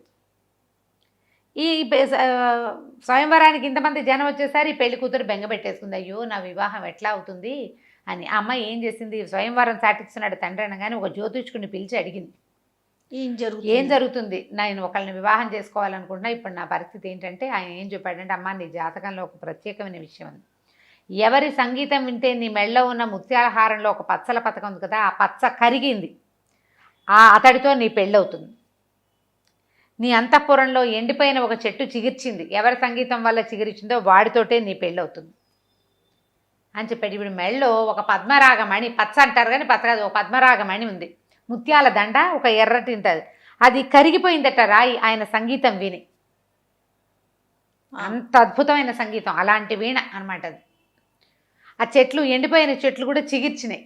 ఈవిడికి ఆశగానే ఉంది, జ్యోతిష్కుడు చెప్పాడు, కానీ ఇంతమంది వస్తే వీళ్ళలో పెళ్లి కొడుకేడి, తనకు కావాల్సిన వాడు ఉండడు, అసలు చూడలేదు. ఆయన ఇది కాదు, ఆయన రాజు కాదు, అతన్ని పిలవరు వీళ్ళు, ఎట్లా స్వయంవర మండపంలో నాకు అతనితో పెళ్ళవుతుంది అని దిగులు పెట్టుకుంది. అప్పుడు చెలికథ ఏం చెప్పిందంటే, ఒక పెట్ట కథ చెప్తాను. బ్రహ్మదేవుడి ఆ రాత గనక ఉంటే దాన్ని తప్పించగలిగేవాడే లేడు. పూర్వం ఇదే విశాల నగరంలో ఓ రాజుగారు ఉండేవారు. ఆయనకి పిల్లలు కలగల చాన్నాళ్ళు. భార్య ఆయన ఎంతో తపస్సు చేస్తే పరమేశ్వర వరప్రసాదంగా ఓ కూతురు పుట్టింది. పిల్ల కొంచెం పెద్దదయ్యాక రాజుగారు రాణిగారు ఇద్దరు పెళ్ళికి సంకల్పించారు. రాణిగారేమో తన మేనల్లుడికి ఇవ్వాలనుకుంది, రాజుగారు తన మేనల్లుడికి ఇవ్వాలనుకున్నారు. ఏం చేశారు, రాజుగారి మేనల్లుడు పెళ్ళికి తరలొచ్చేసాడు, రాణిగారి మేనల్లుడు తరలొచ్చేసాడు. ఈ పిల్లని ఎవరు పెళ్లి చేస్తారు? ఇంతలో దేవతలంతా ఆకాశంలో చేరి చూస్తున్నారు. బ్రహ్మదేవుని అడిగారు, అయ్యా వీళ్ళిద్దరిలో ఎవరితో పెళ్ళవుతుంది తాత అని అడిగారు. తాత ఏం చెప్పాడంటే, వీళ్ళిద్దరితోటి అవదరా, వీడికి ఈ పిల్లకి హిమాలయాల్లో ఒక కుష్ఠరోగి ఉన్నాడు, వాడితో పెళ్ళవుతుంది అన్నాడు. అనేసరికి ఇదేమిటి, పెళ్లి కొడుకులు ఇద్దరు సిద్ధంగా ఉంటే వాడెవడితోటో పెళ్ళవుతుందంటాడు తాత. ఈ రాచకన్యకి కుష్టివాడితో పెళ్ళేమిటి, పైగా వీళ్ళు ఉన్నది ఎక్కడ, హిమాలయాలు ఎక్కడున్నాయి, ఇక్కడి నుంచి అక్కడికి ఎట్లా వెళ్తుంది, పోనీ వాడెట్లా వస్తాడు, కుష్టి వ్యాధి అంటే వాడు నడవలేడు తిరగలేడు, సభ్య సమాజంలోకి వచ్చేవాళ్ళు కాదు, తాత భలే చేస్తున్నాడు అని అనుకుని సరే ఏం చేశారు, ఈ కుష్టి వ్యాధిగ్రస్తుడు ఒకడు ఉన్నాడు కదా హిమాలయాల్లో ఉన్నాడు, వాడిని అక్కడి నుంచి తీసుకెళ్ళి గరుకుమంతుడికి చెప్పారట. గరుడా, తాత మన విధాత ఒక రాత రాశానన్నాడు, నా రాత తప్పదన్నాడు, రాత తప్పిద్దాం మనం, నువ్వు సహాయం చెయ్యి, ఈ కుష్టి వ్యాధిగ్రస్తుడిని తీసుకెళ్ళి హిమాలయాల నుంచి వింధ్య పర్వతాల దగ్గర పడేసి అని చెప్పారు. చెప్పేసరికి ఆయన ఏం చేశాడు, గరుకుమంతుడు వచ్చి ఈ కుష్టి వ్యాధి వాడిని తీసిపోయి వింధ్య పర్వతాల్లో పడేశాడు. పడేసరికి ఆయన నిర్ఘాంతపోయాడు, అయ్యా నువ్వేమిటి భగవంతుడికి వాహనానివి, సడన్గా నాకు వాహనాన్ని అయ్యావు, తిండి తిప్పలు నేనేం చేయను, అక్కడ నాకు అన్ని అవసరాలకు సరిపడా ఉన్నాయి, ఇక్కడ తెచ్చి పడేశానంటే, సరే నువ్వు కంగారు పడకు, దేవతల ఆజ్ఞ చొప్పున పడేశా, నీ మీద నాకేం శత్రుత్వం లేదు, నువ్వు నాకు ఆహారానివి కాదు, నీకు తిండే కదా, అది నేను తెచ్చి పెడతా అన్నాడు. సరే ఇంతలో ఏమైంది, ఇక్కడ ఈ రాజకన్య దగ్గర రాజుగారి మేనల్లుడు పెళ్ళికి తరలిచ్చేసాడు, రాణిగారి మేనల్లుడు కూడా వచ్చాడు. రాణిగారి ఏం చేసింది, రాణిగారు పోసే అమ్మాయి, ఓ మీ నాన్న నాకు ఇష్టం లేని సంబంధాన్ని కుదిర్చాడు, నువ్వు ఓ పని చెయ్యి అని ఓ పెట్టే, అందులో ఆహార పదార్థాలన్నీ నింపింది, ఆహార పదార్థాలు పెట్టే, నువ్వు కూర్చోవడానికి స్థలం ఉంది, ఇందులో కూర్చున్నాక నిన్ను వేరే చోటకి పంపిస్తా, తలుపు తీయగానే కనపడ్డవాడికి తండేసే వాడే నీ మొగుడని చెప్పింది. చెప్పేసరికల్లా సరే ఈ సామాన్లు మోసుకెళ్తున్నారు. ఈ గరుకుమంతుడు వీడికి ఆహారం తెద్దామని ఆయన వస్తున్నాడు. వస్తూ ఉంటే ఈ సామాన్లన్నీ పెళ్లి వాళ్ళకి పంపిస్తున్న సామాన్లలో ఈ ఆహారపు పెట్టెలు కనపడేసరికి గుమగుమలాడుతున్న పెట్టె అని కాళ్ళతందుని ఇరికించుకుని పట్టుకొచ్చేసాడు గరుకుమంతుడు. తెచ్చి ఈ కుష్టి వ్యాధిగ్రస్తుడిని వింధ్య పర్వతాల్లో పెట్టాడుగా, తీసుకెళ్ళి అక్కడ పడేశాడు. ఒరే నీకు ఆహారం తినరా నాయన అని. ఆయన ఏం చేశాడు, కుష్టి వ్యాధిగ్రస్తుడు పెట్టి తెరిచాడు. తెరిస్తే అటు ఇటు లడ్డూలు అవి ఇవి పెట్టినాయి, వాటి మధ్యలో చక్క కూర్చునుంది, ఇట్లా గడకించేయి పెట్టుకుని. ఇది లేచింది, ఈయన చూడగానే దండ వాళ్ళ అమ్మ ఇచ్చి పంపించింది, దండెత్తి ఆయన వాళ్ళు వేసి, ఇదేమిటమ్మా నాకు దండేసి ఉంటే నాకు తెలీదు, మా అమ్మ ఎవరు పెట్టి తీస్తారో వాడే నా మొగుడంది, నువ్వే నా మొగుడివి, నువ్వే నాకు దేవుడిచ్చిన భర్తవని. ఈయన కుష్టి వ్యాధి ఎక్కడో వింధ్య పర్వతాల్లో ఉన్నాడు, దీన్ని దిక్కు దివాణం లేదా పిల్లకి, ఆ ఉన్న ఆహార పదార్థాలు తింటూ వాళ్ళిద్దరు అక్కడే ఉన్నారు కలిసి. ఎక్కడ హిమాలయాలు, ఎక్కడ వింధ్య పర్వతాలు. పెళ్ళైపోయింది, వివాహం అయిపోయింది, గాంధర్వ వివాహం, భార్య ఇద్దరు మగ ఆడ ఒక చోట ఉండి మెళ్ళో దండేస్తే పెళ్ళైపోయినట్టే. పాతవరం ఇప్పట్లాగా ఖర్చులు లేవు జయ, హ్యాపీగా గారు అక్క దండేసి పారేస్తే పెళ్ళి అయిపోతుంది హ్యాపీగా. సరే వాళ్ళు అక్కడ ఉండిపోయారు. తీరా చూస్తే రాజకుమార్తె కనపడలేదు. ఆ పెళ్లి కొడుకు ఈ పెళ్లి కొడుకు పొట్టాడుకున్నారు, అమ్మా నాన్న పొట్టాడుకున్నారు, పిల్ల ఏమైపోయిందో తెలియదు. ఈ లోపల దేవతలందు అందరూ బ్రహ్మదేవుడి దగ్గరికి వెళ్ళారు. తాత నువ్వేదో పెళ్ళి అంటివే, ఈ పిల్లకి మేనల్తో పెళ్ళి, ఎక్కడైందిరా పెళ్ళి, నేను చెప్పిన వాడితోటి అయిందన్నారు. తీరా చూస్తే ఏముంది, హిమాలయాల్లో ఉండాల్సిన కుష్టి వ్యాధిగ్రస్తుడు పోయి వింధ్య పర్వతాల్లో కూర్చోబెడితే ఈ పెళ్లి కూతురు పని వాళ్ళే పోయి అక్కడికి వెళ్ళి పెళ్లి తీసుకుంది. బ్రహ్మ రాత ఉంటే అట్లా అవుతుంది. అడవిలో ఉసిరికాయ, సముద్రంలో ఉప్పు కలుస్తాయి. ఎక్కడ వాళ్ళు ఎవరినో పెళ్లి చేసుకుంటారు, వాళ్ళు ఊహిస్తాం, అంతే అంతే. పెళ్ళిళ్ళు స్వర్గంలో జరుగుతాయంటారు. ఒకవేళ మంచి పిల్లని దుర్మార్గుడైన వాడికి ఎందుకు పెళ్ళి అవుతుందండి, వాడు వెధవ, వాడికి ఇచ్చి ఎలా పెళ్లి చేస్తారు, అవుతాయి పెళ్ళిళ్ళు. దుర్మార్గుడైన వాడే దాని మొహాన రాసుంటే నువ్వు నేను తప్పించలేమే. నువ్వు చూడు జయ, మనం ఇలాంటి మాటలు అంటే జనాలు కష్టంతో వస్తుంది, కానీ నాకు కూడా కష్టమే, ఈ మాట మాట్లాడడం నాకు ఇష్టం లేదు, కానీ ఒకటి చెప్పాలనే అనిపిస్తుంది. ఈ భర్తతో అస్సలు పడక ఎంతో హింసపడి డివోర్స్ తీసుకుంటారు చాలామంది. పెళ్ళాంతో కూడా ఇది పనికిరాదని దాన్ని వదిలించుకుంటారు, చంపేసే వాళ్ళు కూడా ఉన్నారు. మళ్ళీ పెళ్లి చేసుకుంటారా? ఈసారి స్వర్గతుల్యంగా ఉన్న జీవితాల వాళ్ళు కనపడతారా జయ? మనకి చాలా తక్కువ కనిపిస్తారు అమ్మగారు. వీళ్ళ ప్రయత్నం లేకుండానే పెళ్ళిళ్ళు ఫెయిల్ అయిపోతాయి పాపం. వీళ్ళు ఏం చేయకుండానే ఇంకా ఏం చేయలేరు. వాళ్ళైతే పర్వాలేదు, కానీ వీడు నాకు కుదరడు, ఇలా ఉంటే నాకు కుదరదు అంటే ఇంతకంటే అధ్వానమైన పెళ్లి సంబంధాలు వస్తాయి తర్వాత. అవును, చెప్పలేకపోతాం. వాళ్ళ మొహానే రెండో పెళ్ళి ఉందనుకో, ఇక మనం చేయగలిగేది అంతే కదా. అది కూడా వాళ్ళ మొహాన రాసున్నదే కదా. అనుభవించాలని ఉంటే మొదటి మొగుడైనా రెండో మొగుడైనా 36వ మొగుడైనా చేసేదేం లేదు. అంతే, అలాగే గోలే తప్పదు ఇంకా.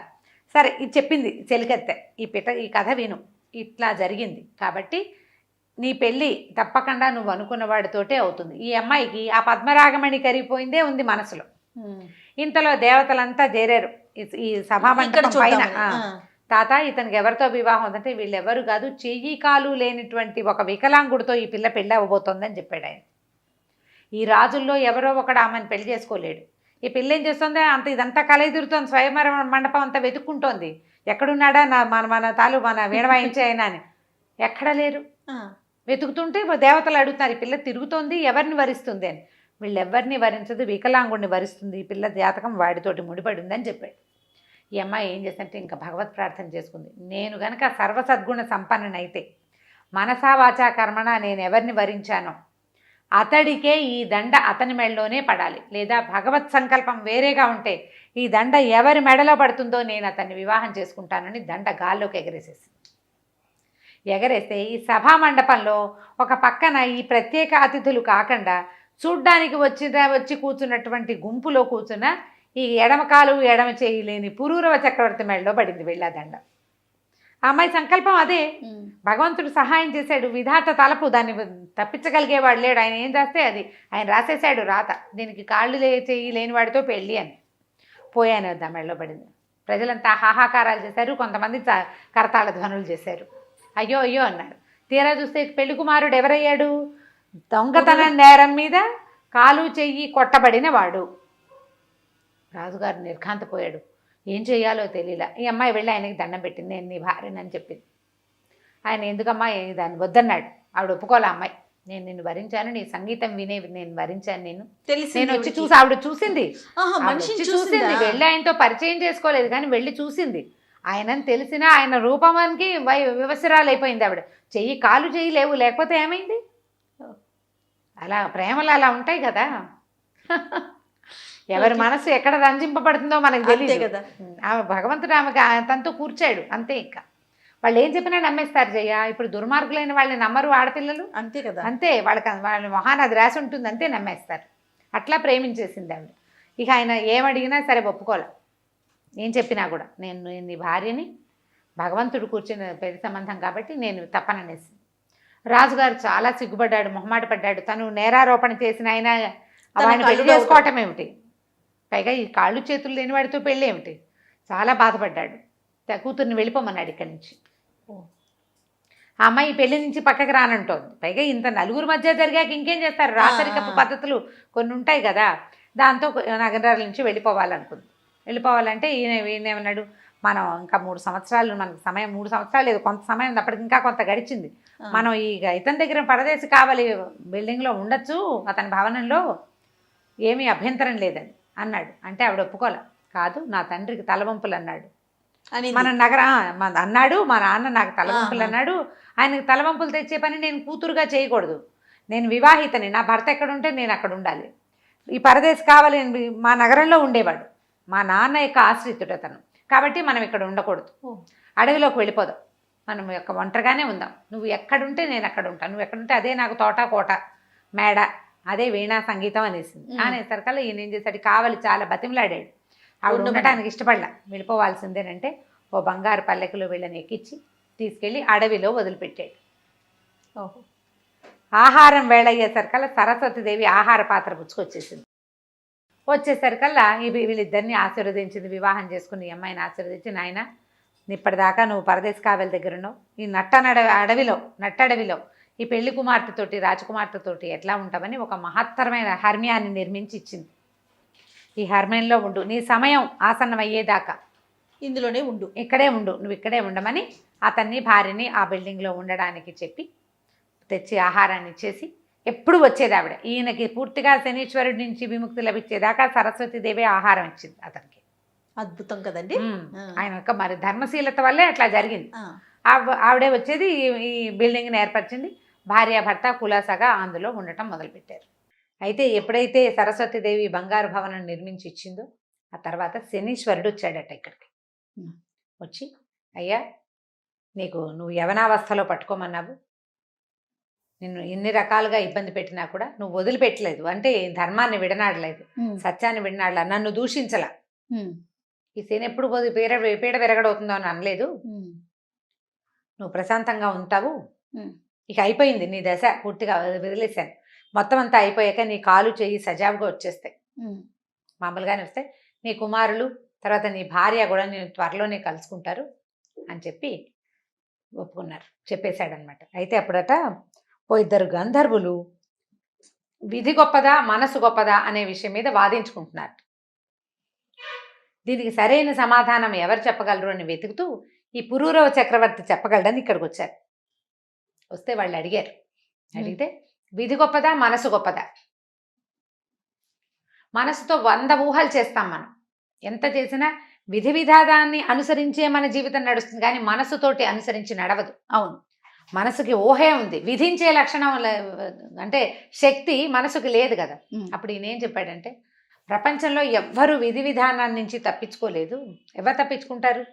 ఇప్పుడు సూర్యుడి కుమారుడైన యముడు, సూర్యుడు మహా తేజస్వంతుడైతే యముడు నల్లటివాడు ఎందుకయ్యాడు? విధి. ఆయనకి దున్నపోత ఎందుకుంది వాహనంగా? ఇది మనం చెప్పలేకపోతాం కదా. ఎవరికి ఏది జరగాలని ఉంటుందో అది ఆ రకంగా జరుగుతుంది. పురూరవ చక్రవర్తికి కాలు చెయ్యి పోవటం ఏమిటి? ఎందుకు పోయింది? విధి విధానాన్ని అనుసరించి జరుగుతాయి, విధిని మించింది లేదు. మరి మార్కండేయుడు ఈయనేమన్నాడు? అదేంటండి, మార్కండేయుడు ఉన్నాడు, ఆయనకి విధి ఏమిటి? 16 సంవత్సరాలకి మరణం, కానీ ఆయన ఏం చేశాడు? తన మనసుతోటి భగవత్ ప్రార్థన చేసి మరణాన్ని తప్పించుకున్నాడు కదా. అంటే కాదంటాడు నేను పురూరవుడు. అది కాదు, మార్కండేయుడికి బతకగలిగే విధి ఉన్నది కాబట్టే అతనికి భగవంతుడి మీదకి మనసు వెళ్ళింది. ఎంత ప్రయత్నించినా మనం విధికి ఎదురొడ్డలేము. విధికి ఎదురొడ్డి చేయాలి అంటే ప్రచండమైన దైవబలం కావాలి. అది మనసుకి కాదు, దైవబలం ఉన్నవాడికే మనసుకి బలం వస్తుంది. మార్కండేయుడు జీవించి ఉండాలని అతని తల్లిదండ్రులకి దీర్ఘాయుష్మంతుడైన కుమారుడు ఉన్నాడు. మార్కండేయుడి యొక్క జీవుడికే దీర్ఘాయుష్మంతుడిగా ఉండే లక్షణం ఉంది. ఇట్లాంటి ఒక మారకం ఉన్నప్పటికీ ఆయన పరమేశ్వరుని ఆశ్రయించి దాన్ని తప్పించుకున్నాడు. చెప్తే వాళ్ళు చాలా సంతోషించారు. చాలా బ్రహ్మాండంగా చెప్పావని ఎంతో ప్రైజ్ చేశారు. ఆ సమయంలోనే శనేశ్వరుడు వచ్చి ఈయనకి కాళ్ళు చేతులు ఇచ్చేశాడు. బ్రహ్మ విష్ణు మహేశ్వరులు ముగ్గురు ప్రత్యక్షమయ్యారట. ఈయనకి అన్ని శుభ లక్షణాలని ఇచ్చారు. ఇతనిని చూస్తే చాలు జబ్బులు తగ్గిపోయేలాంటి లక్షణాన్ని కూడా ఈయనకి ఇచ్చారు. ఎందుకంటే ఇలాంటి శనీశ్వరుడికి ఎదురొడ్డి ఇన్ని సంవత్సరాలు 7 సంవత్సరాల సుదీర్ఘ కాలాన్ని అట్లా మాట అనకుండా ఈ వచ్చిన శని బాధని అతను బిగబట్టుకుని పూర్తి చేసినందుకు ఆయనకు అట్లాంటి వరం ఇచ్చి వాళ్ళు ముగ్గురు మాయమైపోయారు. అయితే ఆ రోజు సాయంకాలం సరస్వతీదేవి ఆహారాన్ని తీసుకొచ్చింది. రోజు వస్తుంది కదా ఆవిడ, తీసుకొచ్చి ఈవిడ వెళ్ళిపోతుంటే చుట్టుపక్కల వాళ్ళు ఎవరో అడిగారు. ఆ గ్రామాలు అంటే అడవి దాటి వెళ్తూ ఉంటే అడిగారు. అడవిలోకి వచ్చిన వాళ్ళు కొంతమంది, అమ్మ ఎవరివి నువ్వు, ఎక్కడికి వెళ్తున్నావు? రోజు వస్తున్నావు, నువ్వు ఆహారం పట్టుకొచ్చి వెళ్తున్నావు, నిన్నెప్పుడు మేము చూడలేదు, పైగా ఇది వరకు లేదు ఈ అడవిలో ఈ బంగారు భవంతి. ఈ బంగారు భవంతి ఎవరిది? ఎవరికి కోసం నువ్వు వచ్చి వెళ్తున్నావు ఇక్కడికి అని అడిగేసరికి ఆవిడ ఏమందంటే, ఈ భవనంలో ఉన్నవాడు చాలా గొప్ప వ్యక్తి, అతన్ని చూస్తేనే గుడ్డివాళ్ళకి కళ్ళు వస్తాయి, జబ్బు చేసిన వాడికి జబ్బు తగ్గిపోతుంది, డబ్బు లేని వాడికి డబ్బు వస్తుంది, అతని దర్శనమే చాలా గొప్పది, కావాలంటే వెళ్ళి దర్శించుకోండి అని చెప్పి వెళ్ళేసరికల్లా ఈ ఊళ్ళో నుంచి ఎవరి ఊరి నుంచి, ఇది మామగారి ఊరు విశాలానగరం నుంచి ఒక్కొక్కళ్ళు అనారోగ్యస్తులు, ముసలి వాళ్ళు, ఓపిక లేని వాళ్ళందరూ వచ్చి ఈయన్ని దర్శనం చేయటం మొదలుపెట్టారు. పుష్పాంజలి కూడా తన భర్త యొక్క గొప్పతనాన్ని అంతా స్వయంగా దగ్గర నుంచి తెలుసుకుంది కదా, ఆయనతో హాయిగా ఆనందాలు అనుభవిస్తూ ఆయనతో పాటే ఉంది. ఈ ప్రజలంతా ఇలా వెళ్ళి ఆరోగ్యవంతులు అవుతున్నారు. రాజుగారు తెలుసుకుంటున్నాడు. ఏమన్నాడు భార్యతోటి, మన అమ్మాయి కూడా కాలు చెయ్యి లేని వాడిని పెళ్లి చేసుకుంది, ఎక్కడుందో మన పిల్లకు కూడా మేలు జరుగుతుందేమో, మనం కూడా వెళ్ళి చూసొద్దామన్నాడు. కాకపోతే ఈ ఎవరినో రాజుగారు వెళ్ళి స్వయంగా చూడడం అంత గొప్పగా ఉండదు. అందుకని ఏమనుకున్నారంటే మృగయా వినోదం కోసం వెళ్దాం అడవిలోకి, ఏదో కాకతాళీయంగా వచ్చినట్టుగా చేద్దామని అనుకున్నారు. అనుకున్న తర్వాత సరే ఈయన ఏం చేశాడు, భార్య భర్త ఇద్దరు కలిసి కొంత పరివారంతో అడవిలోకి వెళ్ళారు, ఏదో వేటాడారు. తర్వాత ఈ భవంతి దగ్గరకు వచ్చారు. వస్తే ఆయన వీళ్ళు చూస్తున్నారు బయటుండి. ఒక కుంటిగా నడుస్తున్నవాడు ఒకడు లోపలికి వెళ్ళి మామూలుగా నడుచుకుంటూ వచ్చేస్తున్నాడు. జనాలు విషాదంగా ముఖాలతో లోపలికి వెళ్ళిన వాళ్ళంతా సంతోషంతో బయటకు వస్తున్నారు. ఇక్కడ చాలా విశేషం ఏదో ఉందని లోపలికి వెళ్ళారు వీళ్ళు కూడా. పురూరవుని వాళ్ళు గుర్తుపట్టారు. వాళ్ళు చూసిన మనిషి ఎవరు, సామాన్యమైన బట్టలతోటి, ఓ కాలు చెయ్యి లేనివాడు, అవును, నగలు అలంకారాలు లేనివాడిని చూశారు వాళ్ళు. ఆయనకి వెళ్ళి నమస్కారం చేసి, అయ్యా ఈ దేశాన్ని వెళ్ళే రాజుని నేను. మరి మా అమ్మాయి కొంతకాలం క్రితం ఒక చోరుడుగాని ముద్రపడిన, కాలు చెయ్యి నా చేతే శిక్ష విధింపబడి శిక్షను అనుభవిస్తున్న ఒక వ్యక్తిని పెళ్లి చేసుకుంది. నా కూతురు ఏమైపోయిందో, అతను ఎక్కడికి వెళ్ళిపోయాడో నాకు తెలియదు. దయచేసి మీరు నా ఆనుపానులు తెలియజేసి నా పిల్లని రక్షించండి అని అడిగే సరకాల పక్కపక్క నవ్వెట్టాయన పురూరవుడు. నవ్వే సరకాల పుష్పాంజలి దేవి లోపల నుంచి బయటకు వచ్చింది. తల్లిదండ్రిని చూసి దండం పెట్టింది. అయ్యా నాన్న, మీరు నేను మీ కూతుర్ని, ఎలాగైతే మీరు నన్ను వెనక్కి పంపించేశారు, ఏమనుకున్నారు, ఒక కాలు చెయ్యి లేదు చోరుడు అనుకున్నారు.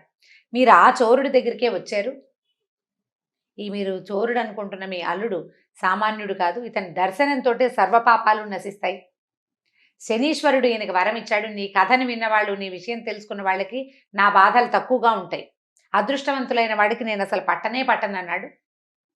పైగా ఏకమండలం 56 రాజ్యాల రాజులందరూ కూడా కప్పాలు కట్టేటువంటి గొప్ప సార్వభౌముడు ఈయనని పరిచయం చేసి ఆయన వాళ్ళు నిర్ఘాంత పేరు. పురూరవుడు తెలుసు వాళ్ళకి, ఆయనే ఈయన తెలియదు. ఇక మహా ఆనందంతో ఇక పొంగిపోయారు. వీళ్ళు అక్కడ ఉండగానే సరస్వతీదేవి కూడా వచ్చింది. ఆవిడని చూసి మరీ ఆనందంతో పొంగిపోయారు. ఎంత అత్యద్భుతమైన సంగతి. అయితే ఇవిడ ఏం చెప్పిందంటే, నీ కుమారులు నీ భార్య కూడా త్వరలోనే దగ్గరకు వచ్చేస్తారు నీకని చెప్పింది. ఈ సంగతి తెలుసుకున్నారు. ఇతని స్నేహితుడు ఉన్నాడు, పరదేశి కావలి, అతను కూడా పరిగెత్తుకుంటూ వచ్చాడు. వీళ్ళే వాళ్ళు అని తెలిసి ఈయన్ని కావలించుకున్నాడు. చాలా సంతోషించాడు. సంతోషించి, ఈ పరదేశి కావలి చాలా కోటీశ్వరుడు కదా అతను ఈ విశాల నగరపు రాజు, ఇవి పుష్పాంజలి తండ్రి ఇద్దరు ఆలోచించుకుని అడవంతా బాగు చేసి ఒక నగర నిర్మాణం చేయించారు. అక్కడ వీళ్ళ బంగారు భవనం కాకుండా అన్ని తోటలు దొడ్లు ఏర్పరిచారు, దారులు ఇళ్ళు వాకిళ్ళు అన్నీ ఏర్పరిచారు. ఆ కావలి కూడా ఇక్కడే ఉండటం మొదలుపెట్టాడు చాలా విశేషంగా. అయితే ఇక్కడ ఒక సామ్రాజ్యం ఏర్పడింది అనమాట. ఒకనాడు ఒక సన్యాసి వేషంలో ఉన్న ఒక ఆయన వచ్చాడు. ఈయనెవరు, శుచిమంతుడు అతని పేరు. ఇతను పురూరవ చక్రవర్తి యొక్క ప్రధానమంత్రి. ఆయన ఆ రోజు ఈయన ఏం చేశాడు, భార్య పిల్లలిద్దరిని ఎత్తుకుని బయటకు వచ్చేసాడు కదా. అయితే రాజ్యాన్ని వీళ్ళు కొంత రక్షించుకున్నారు. పరాయి రాజ్యం పరాయి రాజు పాలవకుండా రాజ్యాన్ని రక్షించుకున్నారు. రాజు కోసం వెతికితే పిల్లలు లేరు, తల్లి లేరు, ఎవరు లేరు. ఎంత వెతికినా రాజు జాడ దొరకల. ఆయన సకుటుంబంగానే వీళ్ళని వెతకడానికి బయలుదేరాడు. ఇక కొంత మేర వెళ్ళిన తర్వాత కుటుంబాన్ని దిగవిడిచి సన్యాసి వేషధారణతో వెతుక్కుంటున్నాడు. అయితే ఇక్కడ ఒక బంగారు నగరం ఏర్పడిందని, బంగారు భవంతితోటి ఒక నగరం ఏర్పడిందని, ఆ నగరంలో ఉన్న రాజును గనక చూసిన వాళ్ళకి అన్ని సమస్యలు తీరిపోతాయని విని ఈయన ఒకవేళ ఆయన మా పురూరవుడేమోనని అనుమానంతో, పురూరవుడు అని పేరు మాత్రం బయటికి రాల, ఇక్కడ ఒక రాజు ఉన్నాడని తెలుసు. ఆ శుచిమంతుడు వచ్చాడు ఇక్కడికి. వచ్చి ఆయన ఎదురుపడేసరికల్లా ఒకళ్ళనొకళ్ళు గుర్తుపెట్టారు, కావలించుకున్నాడు. శుచిమంతా, ఏమిటి సన్యాసం అయిపోయావా, నువ్వు సన్యాసం తీసుకున్నావా అంటే, కాదు ప్రభు, ఇది మారువేషమే, మీకోసం వెతుక్కున్నాం. ఆ రోజు రాత్రి మీరు మహారాణి వారు స్నేహితులు కుమారులు ఎవరూ కనపడలేదు, ఎన్ని విధాలు వెతికినా దొరకలేదు. మీకోసం వెతుకుతూ ఆ రాజ్యంలో ఉండలేక వెతుకుతూ వచ్చానని ఇక్కడికి వచ్చానని చెప్పాడు. శుచిమంతుడిని తనతోటే ఉంచుకున్నాడు. అతని కుటుంబాన్ని రప్పించారు. ఇంతలో ఏమైంది, ఒక గొల్లెత్తి దగ్గర పెరుగుతున్నారు రాజకుమారులు ఇద్దరు. వాళ్ళకి చక్కగా అన్ని అస్త్రవిద్యలన్నీ పట్టుబడ్డాయి.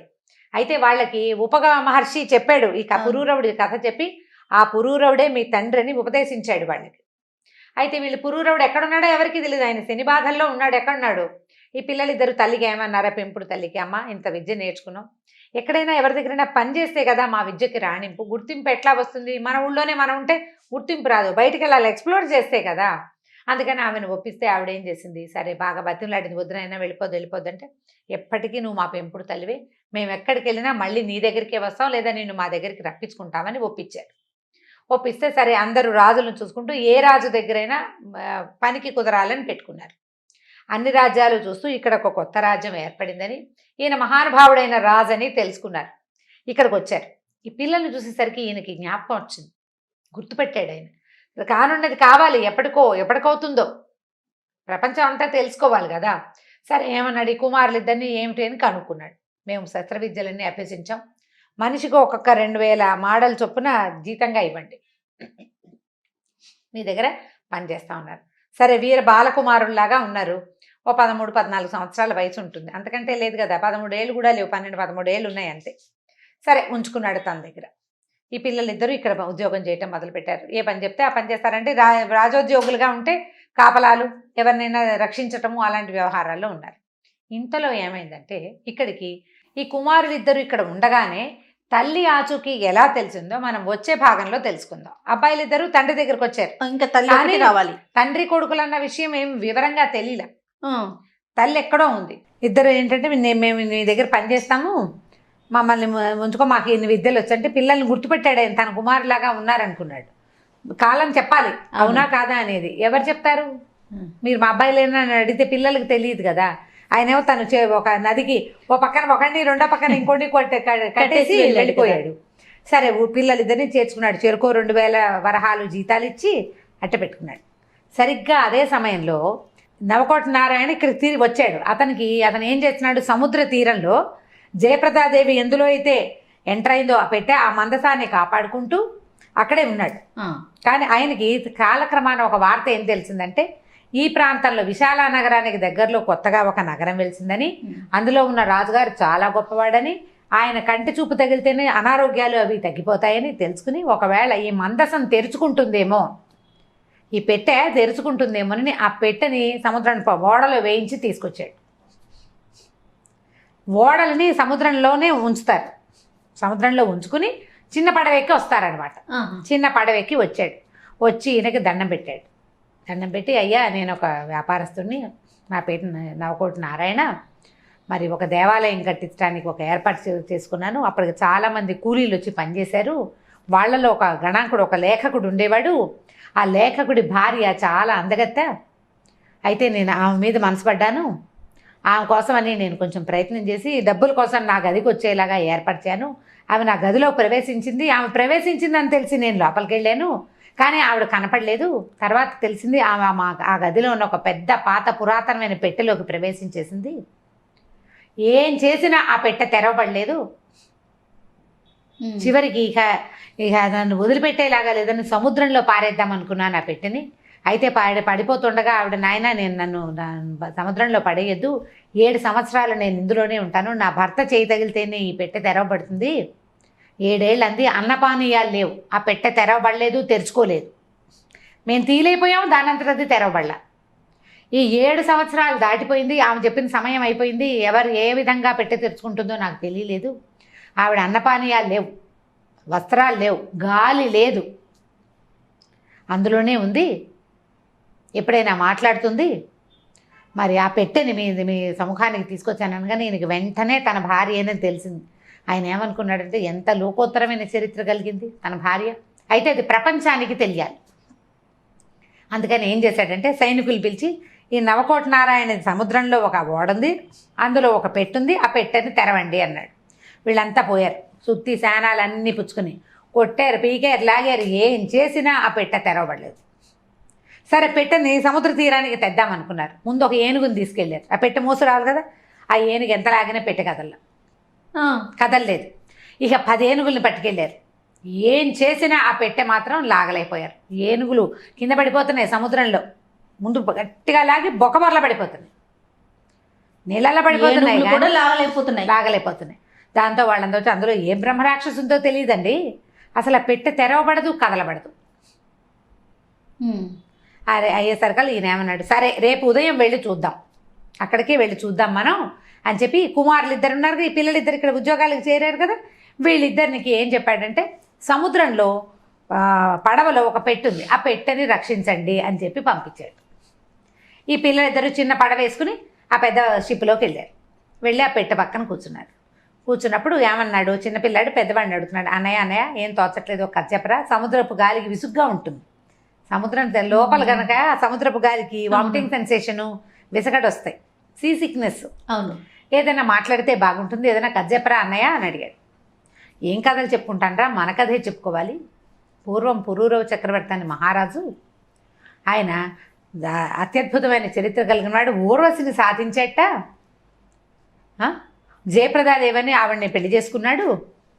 పెళ్లి చేసుకున్నాక శనేశ్వరుడు పట్టుకున్నాడు పురూరవ చక్రవర్తి. ఈ పురూరవ చక్రవర్తి అనగానే పెట్టే పిల్లలు ఒక పక్కన కూర్చున్నారు, ఆ పెట్టె ఒక పక్కన.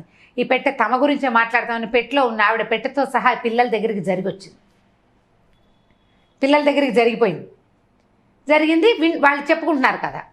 అప్పుడు ఈ జయప్రదాదేవిని పెళ్లి చేసుకున్న తర్వాత ఓ 2 పిల్లలు పుట్టారు. పిల్లలు పుట్టాక శనీశ్వరుడు పట్టుకున్నాడు.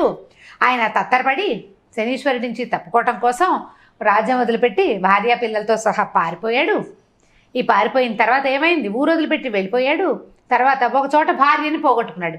ఎలా పోగొట్టుకున్నాడో పిల్లలకి తెలియదు, ఏం జరిగిందనే తెలియదు, ఆయనకి తెలీదు. ఏం జరిగిందో ఆయనకి తెలీదు. భార్య మిస్ అయిపోయింది, కాలిపోయింది అనుకుంటున్నారు వాళ్ళు. ఇప్పుడే కదా ఆయనకి బతికుందని తెలిసింది, పిల్లలకి తెలియదు ఆ సంగతి. తర్వాత ఒక నదీ ప్రవాహం దగ్గర పిల్లల్ని కూడా పోగొట్టుకున్నాడు. పాపం ఆ పిల్లలు మనమేట, మన తండ్రి పురూరవ చక్రవర్తిట. మనకు ఉపమహర్షి చెప్పాడు కదా ఈ రహస్యం, ఏనాడో మళ్ళీ మనం కలుస్తా అంట. అన్నాక ఒక్క క్షణమై ఒరే ఈ పెట్టేట్రా మన దగ్గర ఉంది, మనం ఇందాక దూరంగా కూర్చున్నాం కదా అనుకున్నారు. అనుకుని ఏం చేశారు, పెట్టె దగ్గరకు వచ్చేసి అంత పెద్ద పెట్టె దగ్గర కూర్చోవడం, ఇంకా కొంచెం అవతలకి జరిగి పురూరవ చక్రవర్తి కథలు చాలా ఉన్నాయిరా, ఆయన ఊర్వశితో అని పెట్టెకేసి చూశాడు. పెట్టె జరిగి వస్తుంది, ఇదేంటి ఇది కదిలిస్తుంది అని ఆశ్చర్యపోయి కథ చెప్తుంటే కదులుతోందని తెలిసింది వాళ్ళకి. అది కూడా నువ్వు పిచ్చాపాటి మాట్లాడుకుంటే కథలట్లా కామ్గా కూర్చుంది. ఆవిడకి తెలిసింది ఈ పిల్లలిద్దరూ తన కుమారులేనని. ఇక వాళ్ళు ఎటు జరిగితే అటు జరగటం మొదలుపెట్టింది. వాళ్ళు పురూరవుడు అనగానే నడిచి వచ్చేస్తుంటుంది పెట్టె. అక్కడి నుంచి వీళ్ళు ఏం చేశారు, ఓ పని చేద్దాం, సముద్రం నుంచి బయటికి వెళ్ళిపోదాం. చిన్న పుట్టేసుకొచ్చారు. పుట్టితో పాటు వస్తుందేమో చూద్దామని చెప్పి షిప్ దిగారు. ఇట్లా మెట్ల మీద దిగుతారు కదా, ఈ పెట్టె కూడా మెట్ల మీద నుంచి జారి వచ్చేసింది కిందకి. వీళ్ళు పుట్టిలోకి ఎక్కారు. ఆ పుట్టి వెనకాలే ఈదుకుంటూ వచ్చేస్తుంది పెట్టె. సముద్ర తీరంలోకి వచ్చేసింది. తెల్లారిపోయింది. ఈ పిల్లలిద్దరు ఏం చేశారు, రాజుగారి దగ్గరికి వెళ్ళారు. వెళ్ళి మీరు ఒక పెట్టెకి కాపలా ఉండమని పంపించారు కదా, ఆ పెట్టె సముద్ర తీరానికి వచ్చేసింది, వచ్చి చూదురుగాని రండి అన్నారు. అనేసరికల్లా రాజు ఆశ్చర్యపోయాడు, అందరూ ఆశ్చర్యపోయారు. అదేమిటి ఏనుగులు కదిపినారా అని పెట్టె, పిల్లలు పైగా వాళ్ళకి సహాయం లేదు, వాళ్ళిద్దరే, వాళ్ళతో పాటు ఎట్లా వచ్చిందంటే పెట్టె దానంతటా అదే వచ్చిందని చెప్తున్నారు. వెంటనే వీళ్ళు ఏం చేశారు, రాజుగారు ఏం చేశారు, తన భార్యని తర్వాత అత్త మావల్ని పిలిచాడు. అదే టైంకి ఈయన ఫ్రెండ్ ఉన్నాడు కదా పరదేశి కావలి, అతను సరస్వతీదేవి అనుదిన ఆహారం ఇవ్వడానికి వస్తుంది ఆవిడే అందరూ కలిసి ఆ సముద్ర తీరానికి వెళ్ళారు. వెళ్ళాక ఈయన అడిగాడు, ఏం చెప్తే దేనివల్ల ఈ పెట్టి ఇక్కడికి వచ్చింది అనుకుంటున్నారు మీ ఉద్దేశం అంటే, మేము పురూరవ చక్రవర్తి కథ చెప్పుకున్నాము, ఆ పురూరవ చక్రవర్తి పేరు వినగానే ఈ పెట్టె కదిలి మా వెనకాల వచ్చేసింది అని చెప్పాను. చెప్పేసరికల్లా ఈయన పరమానందం పట్టలేక ఆ పెట్టెని ముట్టుకున్నాడు. ఇట్లా పట్టుకునేసరికల్లా పెట్టె మూత ఊడి లేచి వచ్చింది. ఆ పెట్టెలోంచి జయప్రదాదేవి దిగి బయటకు వచ్చింది. జనం అంతా ఆశ్చర్యపోయారు. ఆయన నవకోటి నారాయణ కాళ్ళ మీద పడ్డాడు, క్షమించమని, నన్ను క్షమించు, ఒక్క క్షణం నా బుద్ధి చెలించటం వల్ల ఇట్లాంటి పొరపాటు జరిగింది అనేసరికి రావటం ఏమిటి, ఆ సరస్వతీదేవి అక్కడి నుంచి శనేశ్వరుడు కూడా వచ్చాడు. వచ్చి ఈమె నీ భార్యే కాదు, ఈ కుమారులిద్దరూ నీ సంతానమే, వీళ్ళని ఒక పడుచు ఆవిడ గొల్లెత కాపాడింది, కొంత రాసవిద్యలు అవి నేర్పించింది, ఉపమహర్షి ఈమెకి ఉపదేశం చేశాడు. దానివల్ల నిన్ను చూశాడు, కాలు చేయలేకుండా నిన్ను చూసి వెళ్ళిన ఉపమహర్షి అక్కడికి వెళ్ళి పిల్లల్ని సరిచేశాడు. కాబట్టి నీ కథ సుఖాంతమైంది. నువ్వు ఇంతకాలం ఈ ధర్మపరాయణత్వాన్ని వదిలిపెట్టకపోవటం వల్లే ఇవాళకి ఇది నీ చరిత్ర ఇట్లా లోకోత్తరంగా అయిందని శనేశ్వరుడు సరస్వతీదేవి ఇద్దరు చెప్పారు. చూస్తున్న ప్రజలంతా ఆశ్చర్యపోయారు. జయప్రదాదేవి ప్రవేశించిన నాడు ఎలా ఉందో అలాగే ఉంది, ఏమీ మార్పు లేకుండా. ఈవిడేమో భర్తకి పాదాభివందనం చేసిన, పుష్పాంజలేమో అక్కగారికి పాదాభివందనం చేసింది. తర్వాత వెంటనే ఆయన తనకి శుచిముఖుడు ఉన్నాడు, ఈయన మంత్రి కూడా వచ్చేసాడు కదా, వీళ్ళంతా కలిసి తమ రాజ్యానికి వెళ్ళిపోయారు. ఈ శనేశ్వరుని యొక్క ఆజ్ఞతోటి వెళ్ళిన తర్వాత ఏ సామంతులైతే ఈయన రాజ్యం మీదకి వచ్చారో వాళ్ళంతా 56 మంది సామంతులు ఆయనకి కప్పాలు కట్టి ఆయన్నే చక్రవర్తిగా ఒప్పుకున్నారు. భార్య కుమారులతో చాలా అత్యద్భుతమైన జీవితం గడుపుతూ ఏం చేశాడంటే ఆయన జ్ఞాపకం వచ్చింది. సరస్వతీ నది ఒడ్డున తన వాళ్ళని రూపవంత గంధర్వులు వాళ్ళని గురించి ప్రార్థన చేస్తే ఒక అగ్ని పుట్టింది. అవును. ఆ అగ్నిని ఒక చోట దాచిపెట్టొచ్చాడు. అక్కడికి వెళ్ళాడు. వెళ్తే ఆ అగ్ని ప్రాంతంలో ఒక పెద్ద సెమీ వృక్షం మొలిచిందట. ఎక్కడైతే ఈయన అగ్నిని స్థాపించాడో అక్కడ. ఆ తర్వాత ఆయన మళ్ళీ అక్కడ ఆ సెమీ వృక్షపు కొమ్మలతో ఇది చేస్తే ఒకదానికొకటి పుట్టి ఇది చేస్తే ఊర్వశి వచ్చిందట మళ్ళీ ఆయన కోసం. మళ్ళీ ఊర్వశి వచ్చాక ఇంకొక సంతానం కలిగింది. ఇంకో కుమారుడు కలిగాడు ఆయనకి. ఇంకో కుమారుడు కలిగాడు. తర్వాత ఈ భార్యలతోటి పుష్పాంజలి మరియు ఈవిడ ఉంది కదా జయప్రదాదేవితో హాయిగా సంతోషంగా గడిపి కొంతకాలం గడిపి ఊర్వశి వెళ్ళిపోయింది. పిల్లలకి రాజ్యాభిషేకం చేసేసాక తర్వాత వానప్రస్థాశ్రమాన్ని స్వీకరించి ఆ తర్వాత దేహత్యాగానంతరం ఆయన తన ప్రేయసి అయినటువంటి ఊర్వశి పరిష్వంగాన్ని మళ్ళీ పొందాడు. దేహత్యాగం తర్వాత ఆయన మరణించిన తర్వాత స్వర్గానికి కదా వెళ్తాడు. భార్యలు స్వర్గానికి వెళ్ళిపోయారు. ఈయన ఊర్వశి మళ్ళీ లభించింది ఆయనకి మరణానంతరం కూడా. శనేశ్వరుడు చెప్పాడట, ఇట్లా ఓపికగా ఉన్నవాడి కథ వింటే వాళ్ళకి శని బాధలు తక్కువగా ఉంటాయి. నీ కథ విన్న వాళ్ళకి చెప్పిన వాళ్ళకి కూడా శని బాధలు తక్కువ అని ఆనందించాడనమాట. అట్లా పురూరవ చక్రవర్తి కథ. చాలా బాగుంది. మేమంతా విన్నాము మీ నోటి ద్వారా. సో ఆయన అనుగ్రహం మా అందరికీ ఉండాలి. తప్పకుండా ఉంటుంది. రైట్ రమణ గారు, నమస్తే. నమస్తే చేయడం.